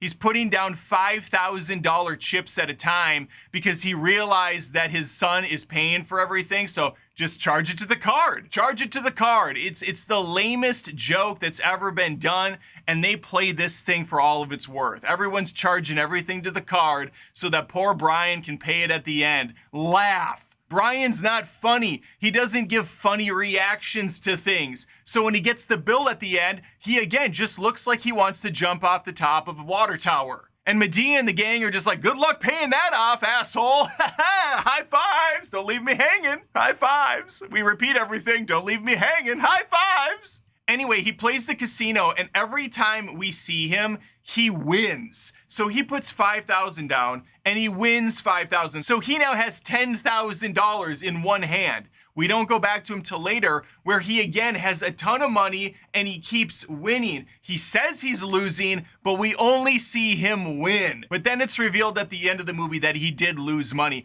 It makes no sense, and it goes nowhere interesting. And I know, I'm thinking way too hard about a Madea film. That much is clear. That's like really dissecting an Ernest P. Worrell movie, I understand. And we should take a moment to fictitiously pour one out for Jim Varney. But even from a surface level, this movie is awful. It's never really funny, the story's tone deaf, visually it does nothing interesting, the music barely present. I mean, everything is on a budget with this. And I honestly, within my heart of hearts, believe I am one of the only people that watched this film from beginning to end on Netflix and wasn't on my phone, computer, doing the dishes, folding laundry, talking to someone else in the other room. Like, I sat and actually watched this garbage. So if you're gonna come in my comments and say some dumb fucking shit, like, this movie wasn't for you, which is my favorite, by the way. This movie wasn't for you. You're not the audience.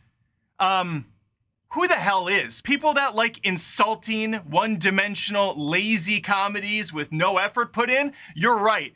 Actually, you're right. I am not the audience for this. I want a little bit respect thrown my way as a viewer. I want a little bit of care and time put into the comedy. Because believe it or not, I do actually value my time on Earth, so sitting and watching an almost 2-hour Madea movie was probably not the best use of it. But then I get to at least warn others. I'm doing my public service announcement. There was one scene that I laughed at pretty early on where Madea goes to a gas station and some bad guys tried to rob her. She pulls out the hose and starts spraying gasoline all over them.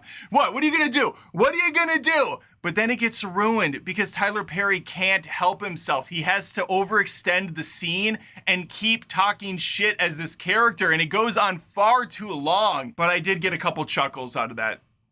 So there you go. We'll end on a positive. Oh, and if you were wondering how this movie ended, it ends in a flash. Everything works out great. It turns out Z was actually a good dude. The ex-wife did have an angle. She wanted them to get married so fast so that she could take their money that her husband, who is divorcing her, was gonna leave them. Brian has a fart-to-fart with Z in the hotel room. Everything works out. And I hope this video worked out for you. Please think of subbing to the show Adam Does Movies on YouTube, Spotify, Apple Podcast. You can like the video. You can comment your thoughts on this entire fiasco that is the Madea universe. I'm also on TikTok. I'm also on Instagram. And if you love the show, if you've been watching it for a long time, maybe think about becoming a patron over at patreon.com/AdamDoesMovies. There are tons of exclusive videos over there. All right, take care. Oh! Oh, I just browned myself. Laugh. Number 2. Whew, wow, this one stings. I recently saw Brideheart, a movie we were all kind of expecting to be top tier. Which is why I am pained to my core to report back to you today that Brideheart is a total piece of absolute dog shit. I'm gonna do my best to regale the plot of this film. There's gonna be spoilers. Don't see this movie. Don't watch it when it hits streaming inevitably in a week from now. Just put this movie out of your mind that you probably didn't even know existed to begin with until you saw this review show up in your feed. I actually didn't know Brideheart existed until about a week and a half ago when I saw a trailer and thought, oh my God, this looks awful. I've gotta see it. But even my expectations were too high for what the final product was. I put out a short video leaving the theater because I was so perplexed by what I had just watched unfold on the screen for an hour and 45 minutes. And a couple of people said, what did you expect? You're not the target demographic for this film. Who is? I would truly love to pick your brain, stranger who said that comment, as to who you think the target demo is for a movie playing off the title Die Hard by calling it Brideheart, having it full of action, and featuring some of the cast members from Pitch Perfect. It seems like there is no demographic for this movie. Because if you love Die Hard like I do, you'll probably look at something like this and go, oh my gosh, this looks like shit. If you love movies like Pitch Perfect and Bridesmaids, which guess what, I like those too, you might look at this film and go, oh my gosh, this doesn't look funny at all. So if I'm not the target demographic, then who in the absolute donkey dick is this movie targeting? Idiots? And in a lesser sense, kind of yes. This movie's targeting people that don't really think about a movie as they're watching it.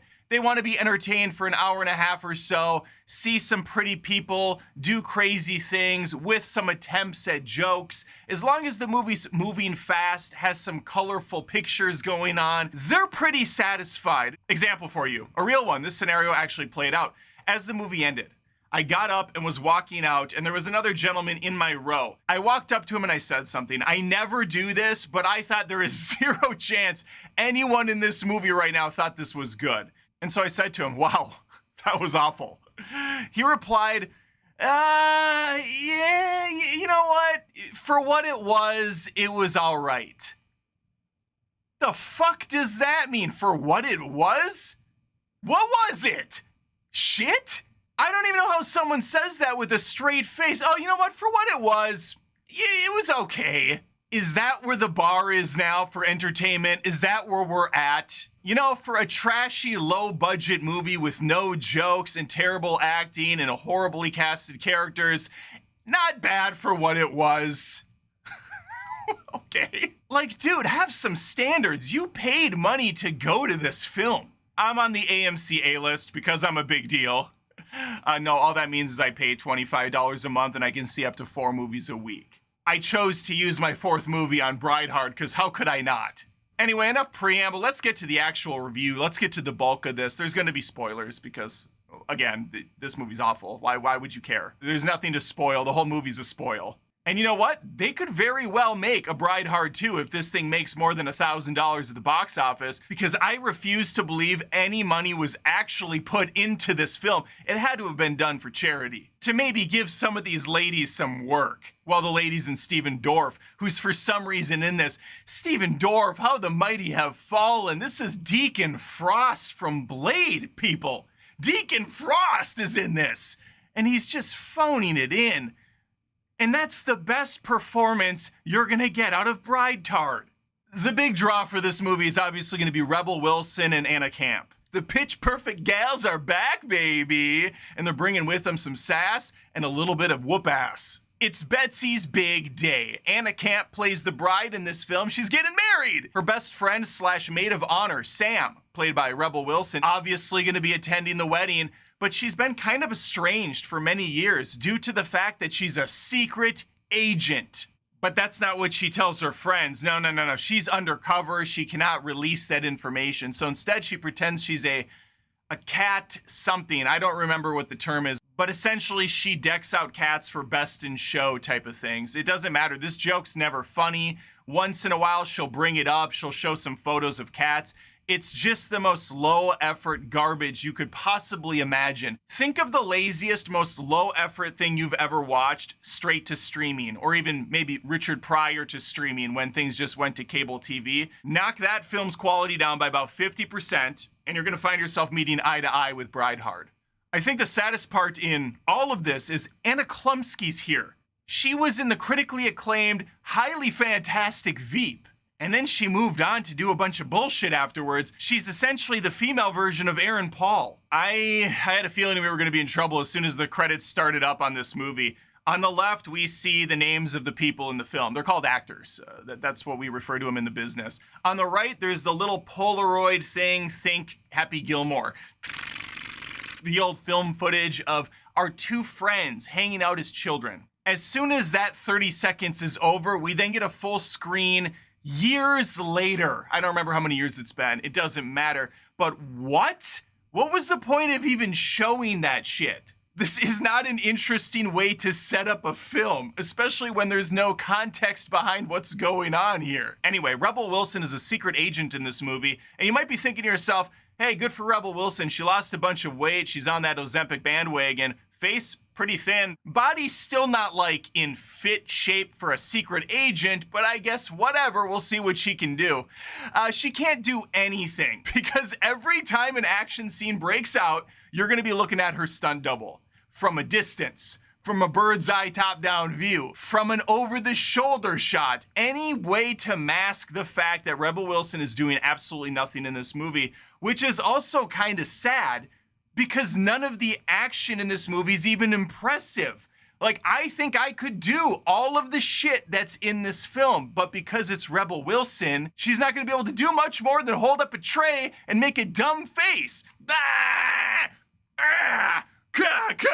As someone who thought she was quite funny in past films, like the Pitch Perfect trilogy, or even her small performance in Bridesmaids, I was actually shocked by how completely dead she is throughout this film. Every joke is met with zero expression. She is so dull. It's almost like she wants nothing to do with this film, but that makes no sense. She's the star here. This is her movie.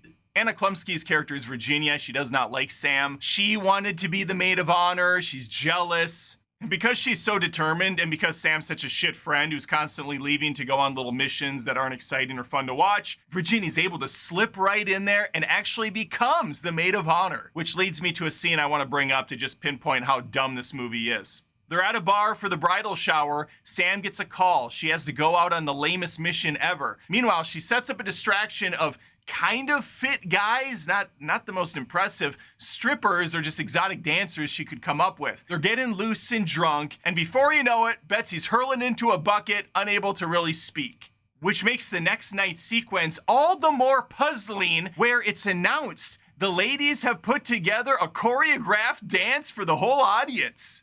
Unfortunately, though, Sam cannot partake because she did not memorize the dance moves that they apparently rehearsed the night before, which was the bridal shower, where we saw Betsy spewing into a bucket all night. When the fuck did they choreograph this dance? I'm sorry. What? What? I know this is a movie for dumb people, but hey, I'm here. I'm trying to watch it, and not even my stupid ass can appreciate the dance choreography because I don't know when they did it. And obviously, the only reason this scene exists is because it worked in other movies. Oh, the ladies are back. They're doing their dance. They're having some fun. I'm not having fun, and neither is Sam, because she puts an end to it. She grabs something, I don't know, a piece of bamboo or some shit, and takes a shot at Virginia. Hits her, she falls into some plants. Well, the pretty boy of this picture, I think his name is Chris, he notices this. He's like, oh, I like her. I like this Sam character. What a card. And so they hit it off. They spark up a conversation. And all I'm thinking is, oh, this guy's definitely going to be a villain. Yeah, because this is the most generic movie ever created, ever. He betrays the family he was very close with, allowing Deacon Frost to come in with his men, and they're gonna break into a vault. A vault that requires 4 family rings and some eye scanning technology to get into, to get the gold bricks on the other side. But they can only open the vault every 30 minutes until all of the pieces are in place. It's kind of like Die Hard. Remember in Die Hard when Hans Gruber has to wait for the locks to open up? It's the same! But I forgot. I'm not the target demo for this movie. No, the audience for this are people that love Baby Geniuses or Air Bud 2, Golden Receiver. Another thing I want to point out, during the wedding reception, night starts to close in. And a couple of the security guards, actually I guess all of them, all 3 of the Stooges, walk over to the docks and they see these little remote control boats pulling up. And they all go, huh? They all go down, and a few seconds later, the bad guys rise up from the water. Not including Deacon Frost, though, because this is just part 1 of a 2-part plan. They infiltrate the wedding, and they pretend to be the staff. You know what? This movie's very rich and complex with its story that I'm actually a little off on the timeline. They did this the night before the wedding. They took the spots of all the workers, and then I guess they slept for the night? And the next morning, no one noticed they were all different except for one of the bridesmaids who goes, hey, are those guys all different? Doesn't matter. Because by the time the wedding starts, Deacon Frost and the guys show up with guns. They just saunter up. And then the wedding staff is like, yep, we were bad guys too. Why? They didn't do anything. They didn't infiltrate and like set up shop or start doing stuff. They just did it for fun. The fuck was the point?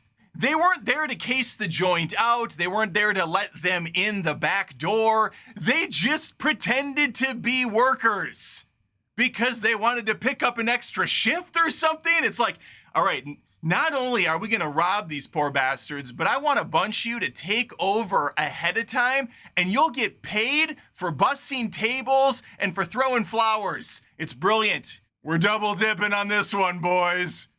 And this leads us to the meat of the movie, where the rest of the time we're gonna have the bridal party locked up in rooms so that Deacon Frost can get the rings and so he can get into the vault. Meanwhile, Sam, who has fled the scene, is going to do her best John McClane. I'm not the audience for this though, and she's gonna individually pick off the bad guys. Now, we do learn early on that her boss wanted her to take a sabbatical because she's just too rogue when she goes out on missions. She's not a good team player. She likes to do things off book. So she said, you know what? You're going to this damn wedding. I don't care if everybody hates you there. You have to go and relax, and I'm taking your guns. So Sam's going into this without a weapon. Good thing she is one, and she goes like this a lot. And she does like these really pathetic punches. And occasionally she picks something up and throws it at a guy. But here's another part that really confused me. She has no problem killing, yet she has every opportunity to pick up a gun because all of the bad guys have them, yet she always leaves the guns behind. And it's not even because she's trying to be stealth-like or covert. She walks out in front of these assholes all the time. She's like, hi, boys.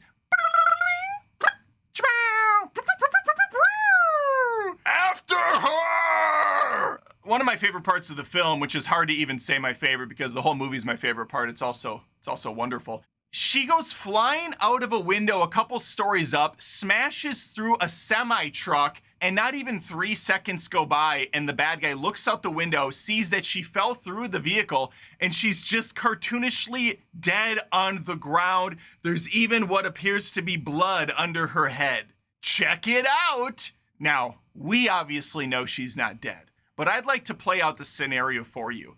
She flew out of this window. I mean, I believe she jumped out of it. She's face first, even though when we see her on the ground, she's now on her back, which means she blew through the window, somehow crashed through the semi-truck, which I don't think is made out of paper, so explain that one to me. Quickly grabbed some jam off of a shelf, poured it on the ground, turned around and laid her head on it, and went, like bullshit! That's almost as impressive as drunkenly choreographing an entire song for your wedding.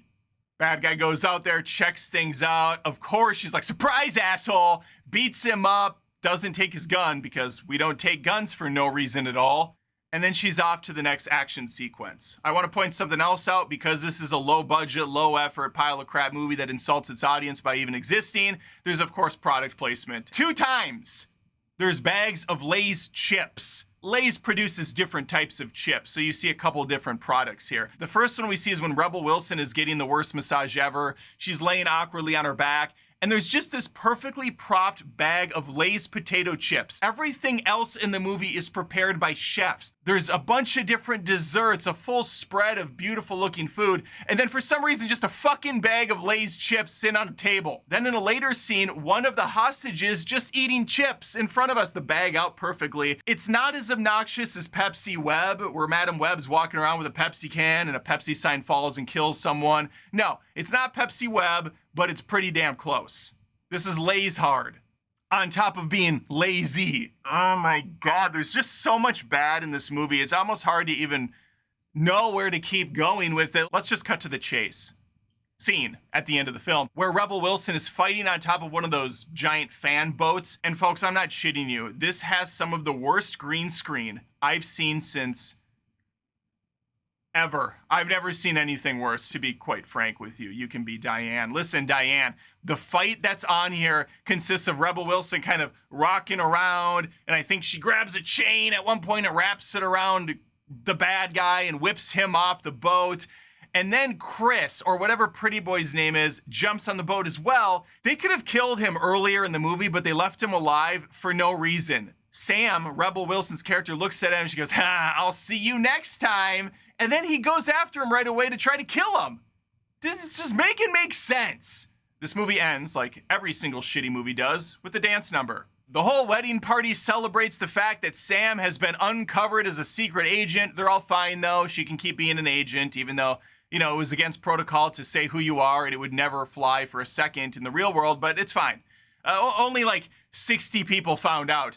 And so they're dancing around, celebrate good time. Fuck you for watching this film. I only unfortunately scratched the surface at some of the terribleness of this movie, from the horrible production, the terrible music choices, the piss poor acting from everyone involved. No one is putting any sort of effort into this film. It's just all around the biggest waste of time humanly possible. And it is definitely a contender for my worst movie of 2025. It's right next to The Weeknd's Hurry Up Tomorrow. Like they are teetering. It's gonna be a fun ride trying to figure out which one's worse at the end of the year wrap up. Number 1, Battlefield Earth, Madam Web, Medea's Destination Wedding, Emilia Perez, man to woman, woman to man, penis to vagina. All the films I listed are atrocious, and yet all the films I listed are better than the movie I just watched last night on Amazon Prime, called War of the Worlds, 2025 edition. There have been several versions of War of the Worlds in movie form, and this one in 2025 I think does a great job really bottling up a time capsule for the ages to look back on and go, wow, and I used to think sci-fi original movies were ass. This is quite the picture. Ice Cube's the lead character here. He stars as William Radford, a checks notes HSA computer specialist. I don't know his actual title, but he's really good on spying on people, listening in on conversations, and ruining his kids' lives. All from the comfort of his workstation at Homeland Security. And listen, I know we've made some government cuts in the real world, but holy shit, does no one else work for the HSA in this movie? The dude's in a massive building by himself. Not a single worker in this big room with him. To be fair, they're really utilizing his skills because this guy can multitask like no one else. But before we get into how, I should paint you a picture of what you can expect from War of the Worlds 2025. This is a PG-13, quick and easy 90-minute film that I could only get 70 minutes into. I tried as hard as humanly possible to finish this movie, and I couldn't do it. It's that fucking bad. And the reason why is pretty simple. The gimmick they're gonna use in this movie is the whole film takes place on Ice Cube's computer. He's just pulling shit up constantly, and the camera cannot sit still on anything. It's always zooming in and out. This is artificially going in and out of focus. It's whipping back and forth between frames. Stuff is constantly flying up in your face. There is audio playing. There's background humming going on. This is the most ADD-fueled movie I've ever seen in my life ever. I'd rather watch Megalopolis 3 more times back to back to back than sit through this pile of ass. Also, and this might be a bias on my part, but I always picture computer analysts and specialists and secret spies having a certain type of cadence and just like an overall demeanor to them that Ice Cube is not really pulling off. Also, not sure whose idea it was to make Ice Cube the star here, put the whole movie on his shoulders, but not really the actor that can pull this off. Oh, but don't worry, we have Eva Longoria popping in every so often on his computer screen to cash a check and get the hell out of here, putting in the most bare bones, minimal effort performance ever. Hey, I'm on the ground game right now and stuff's going on. The weather's crazy. Have you looked into this? Acting. And then Ice Cube's like, I'm bringing up the schematics right now. Oh, hell no. There's no way.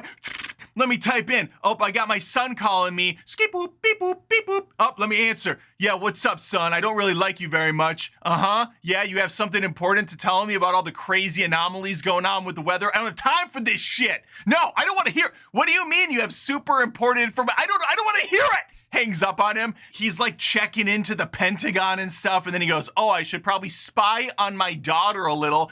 Brings up her phone, hacks into her phone, and he's reading her private messages. And then he gets pissed about that. He hacks into her refrigerator camera and he starts giving her a hard time about the food that she's eating. This guy's an asshole. He's a controlling freak show, and apparently he doesn't leave this computer ever. On top of William being incredibly unlikable and a miserable person to watch, we also get some tropes. My favorite being the sympathy dead wife card. His wife's been gone for several years, but he still has her Facebook message that he can play back whenever he wants to hear her voice.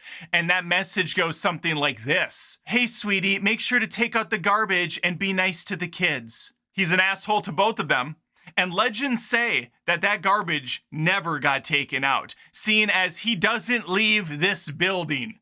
So what in the fucking hell does a new War of the Worlds bring to the table that we didn't get from the previous movies? Well, this time, outside of the gimmick of being on the computer, nothing. We have laughably bad visual effects. I mentioned sci-fi original movie before, and this is maybe worse than you'd get there back in the day. The giant pod machines make a return, and they look like ass. They move at about 6 frames per second. They're just choppy and shitty looking. There's a hilarious part where his daughter gets embedded with some rhubarb. I don't know how it happened. I don't care how it happened. I wanted her to die along with everyone else, including myself watching the film. Ice Cube's William is gonna hack his way to a solution by accessing the drones and the different cameras so he can keep an eye on her and talk her through it. Get in this smart car, make your way to a hospital. Oh, hell no, it's almost out of battery. Get off your phone, you dumb bitch. We have to preserve the battery. Meanwhile, this chick is bleeding out, and so he finally goes, okay, I'm on my way. I'm gonna leave the computer. He runs over to the door, and it's locked. It's a glass door. It's locked. He could take a chair and throw it through, but he walks over and he's like, It's locked. I gotta stay at my computer desk. So then he patches through to her boyfriend, hackety, hackety, hackety. Yo, I need you to get to my daughter, your future wife. And the guy's like, I'm already on my way there, skirt. This guy's a total dipshit, by the way. Ice Cube calls his daughter back. Yo, I got your boyfriend coming over. You're welcome. He was already going there, so Ice Cube basically just took credit for something that was already happening. William's other son, Hunter, who I previously brought up, also just sits at his computer 24/7. It's got a nice 4K visual layout. I'm impressed by his setup. Now, before I continue, I want to warn you there's going to be spoilers for War of the Worlds 2025 Ice Cube edition that you should not watch at all. If you actually waste your time watching and sitting through this whole film, I will question your taste in movies and as a person in general. Normally disagreeing about what's good and what's bad in films is fun, and I'm willing to say when I'm wrong or when my opinion doesn't align with others. That's fair, that's fine. This is maybe the first time in the history of doing this channel that if you tell me you liked the 2025 War of the Worlds, I will say you're a fucking idiot. And there's just no way around it. There truly is no way around it. You dumb. Anyway, William gets on the phone with his son, and I said his name was Hunter. That's the actor's name. The character's name is David. My 1,000 apologies. I'm sorry. I screwed up. Let's keep going. So David's telling his dad, if you could just listen to me, Papa, if you could just hear me out. And William's just like, shut the fuck up. I don't have time. Not only is there a chaotic event going on with aliens attacking the Earth, there's also the anonymous hacker running amok. He's trying to shut down government agencies. He's telling us that there's this secret shadow organization that's doing bad things. I can't remember what the anonymous figure's called, and I refuse to look anything up on this movie at all. But we're gonna find out later in the film, as far as I got into the film, that his son David is the hacker. Scunt dun dumb. What? I bet you didn't see that one coming, Quicksilver. Yeah, his son was the villain. Or is he? Because as it turns out, David was right all along. There is a seedy underbelly of the government that knew about the aliens coming. They were working with them in a matter of speaking, but they didn't even foresee what was really going on. The aliens were using the government to get access to the greatest thing we have. Our data! Yeah. That's right. If you thought it was disturbing to see aliens come down, enslave the humans, put them in pods, and then use them as fuel for their systems, just wait till you see them harvest our data. Yeah, that's right. The new version of aliens are data miners. Like Zoink Scoob! Whoa. Clark Gregg, aka Agent Coulson, is also in this for like 5 minutes. He's the villain, I suppose. He shows up on screen once in a while to get his paycheck as well. This movie is just truly a testament to the worst type of movie making available. Low budget, low effort, probably some sort of a tax write-off that I don't know about. I don't know how it got made. I don't know why it got made. If they were trying to keep a trademark for the War of the Worlds in their, nothing makes sense how this came to be. My favorite part of the movie, before I shut it off in a fit of rage, then took the TV off the wall and threw it out the window and set it on fire, was the 70-minute mark or around there when Ice Cube's William determines in his infinite wisdom that his son was right all along and that the government officials were doing bad things. So he denounces the HSA and he becomes one of the hackers. This part's freaking hilarious because his son's like, yeah, welcome to the resistance, Dad. And his dad goes, oh, we got to have other people to help us hack into these machines and stop them. And his son goes, I have the smartest guys for the job. Suddenly, 4 more hackers show up on the computer. They all introduce themselves.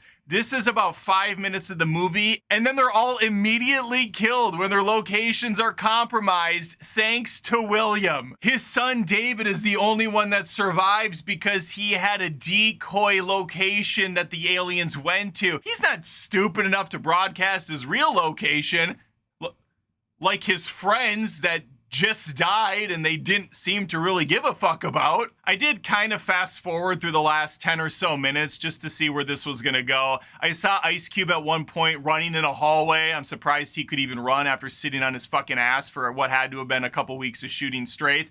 He's in the hallway. It looked like his daughter was controlling a drone or something, and she's part of it now. She's part of the collective, the resistance. I don't care. You can go in the comments and be like, how dare you not finish the movie? It could have got like 10 times better in the final 10 minutes. It wasn't gonna happen. The movie is total shit. It is an absolute travesty to cinema. No one's putting any effort into this film. Ice Cube is totally miscast, but the entire premise is just awful on its face. Who the fuck wants to watch someone working at a computer for an hour and a half? Pulling up like 18 different windows at a time. Messaging people. Going on Zoom calls. Are you not entertained? No, I'm not. There's plenty of people that shit on the Tom Cruise Spielberg War of the Worlds. I happen to really enjoy that movie, but the movie is 30, 40, 50 times better than whatever this dreck is. This dribble, this god-awful human excrement smeared across the Amazon Prime movie offering lineup. I guess what I'm trying to say is I did not care for it. Well, there you have it, my top 10 worst of 2025, with the cream of the crop, the creme de la creme, being, of course, War of the Worlds with Ice Cube. It was always gonna be War of the Worlds with Ice Cube. Let me know if you saw this film along with the rest of the flicks on this list. If you have your own top 10 worst and you think it's superior to mine, please put it in the comments below and we can all ridicule you because this one is perfect! But seriously, thank you for joining me for this long video. Please think of subscribing to the show, Adam Does Movies, on YouTube, Spotify, and Apple Podcasts, along with a myriad of other places you can find me. And I would love to see you at least somewhere. All right, that's all I have for you. Hope to see you in 2026. Take care.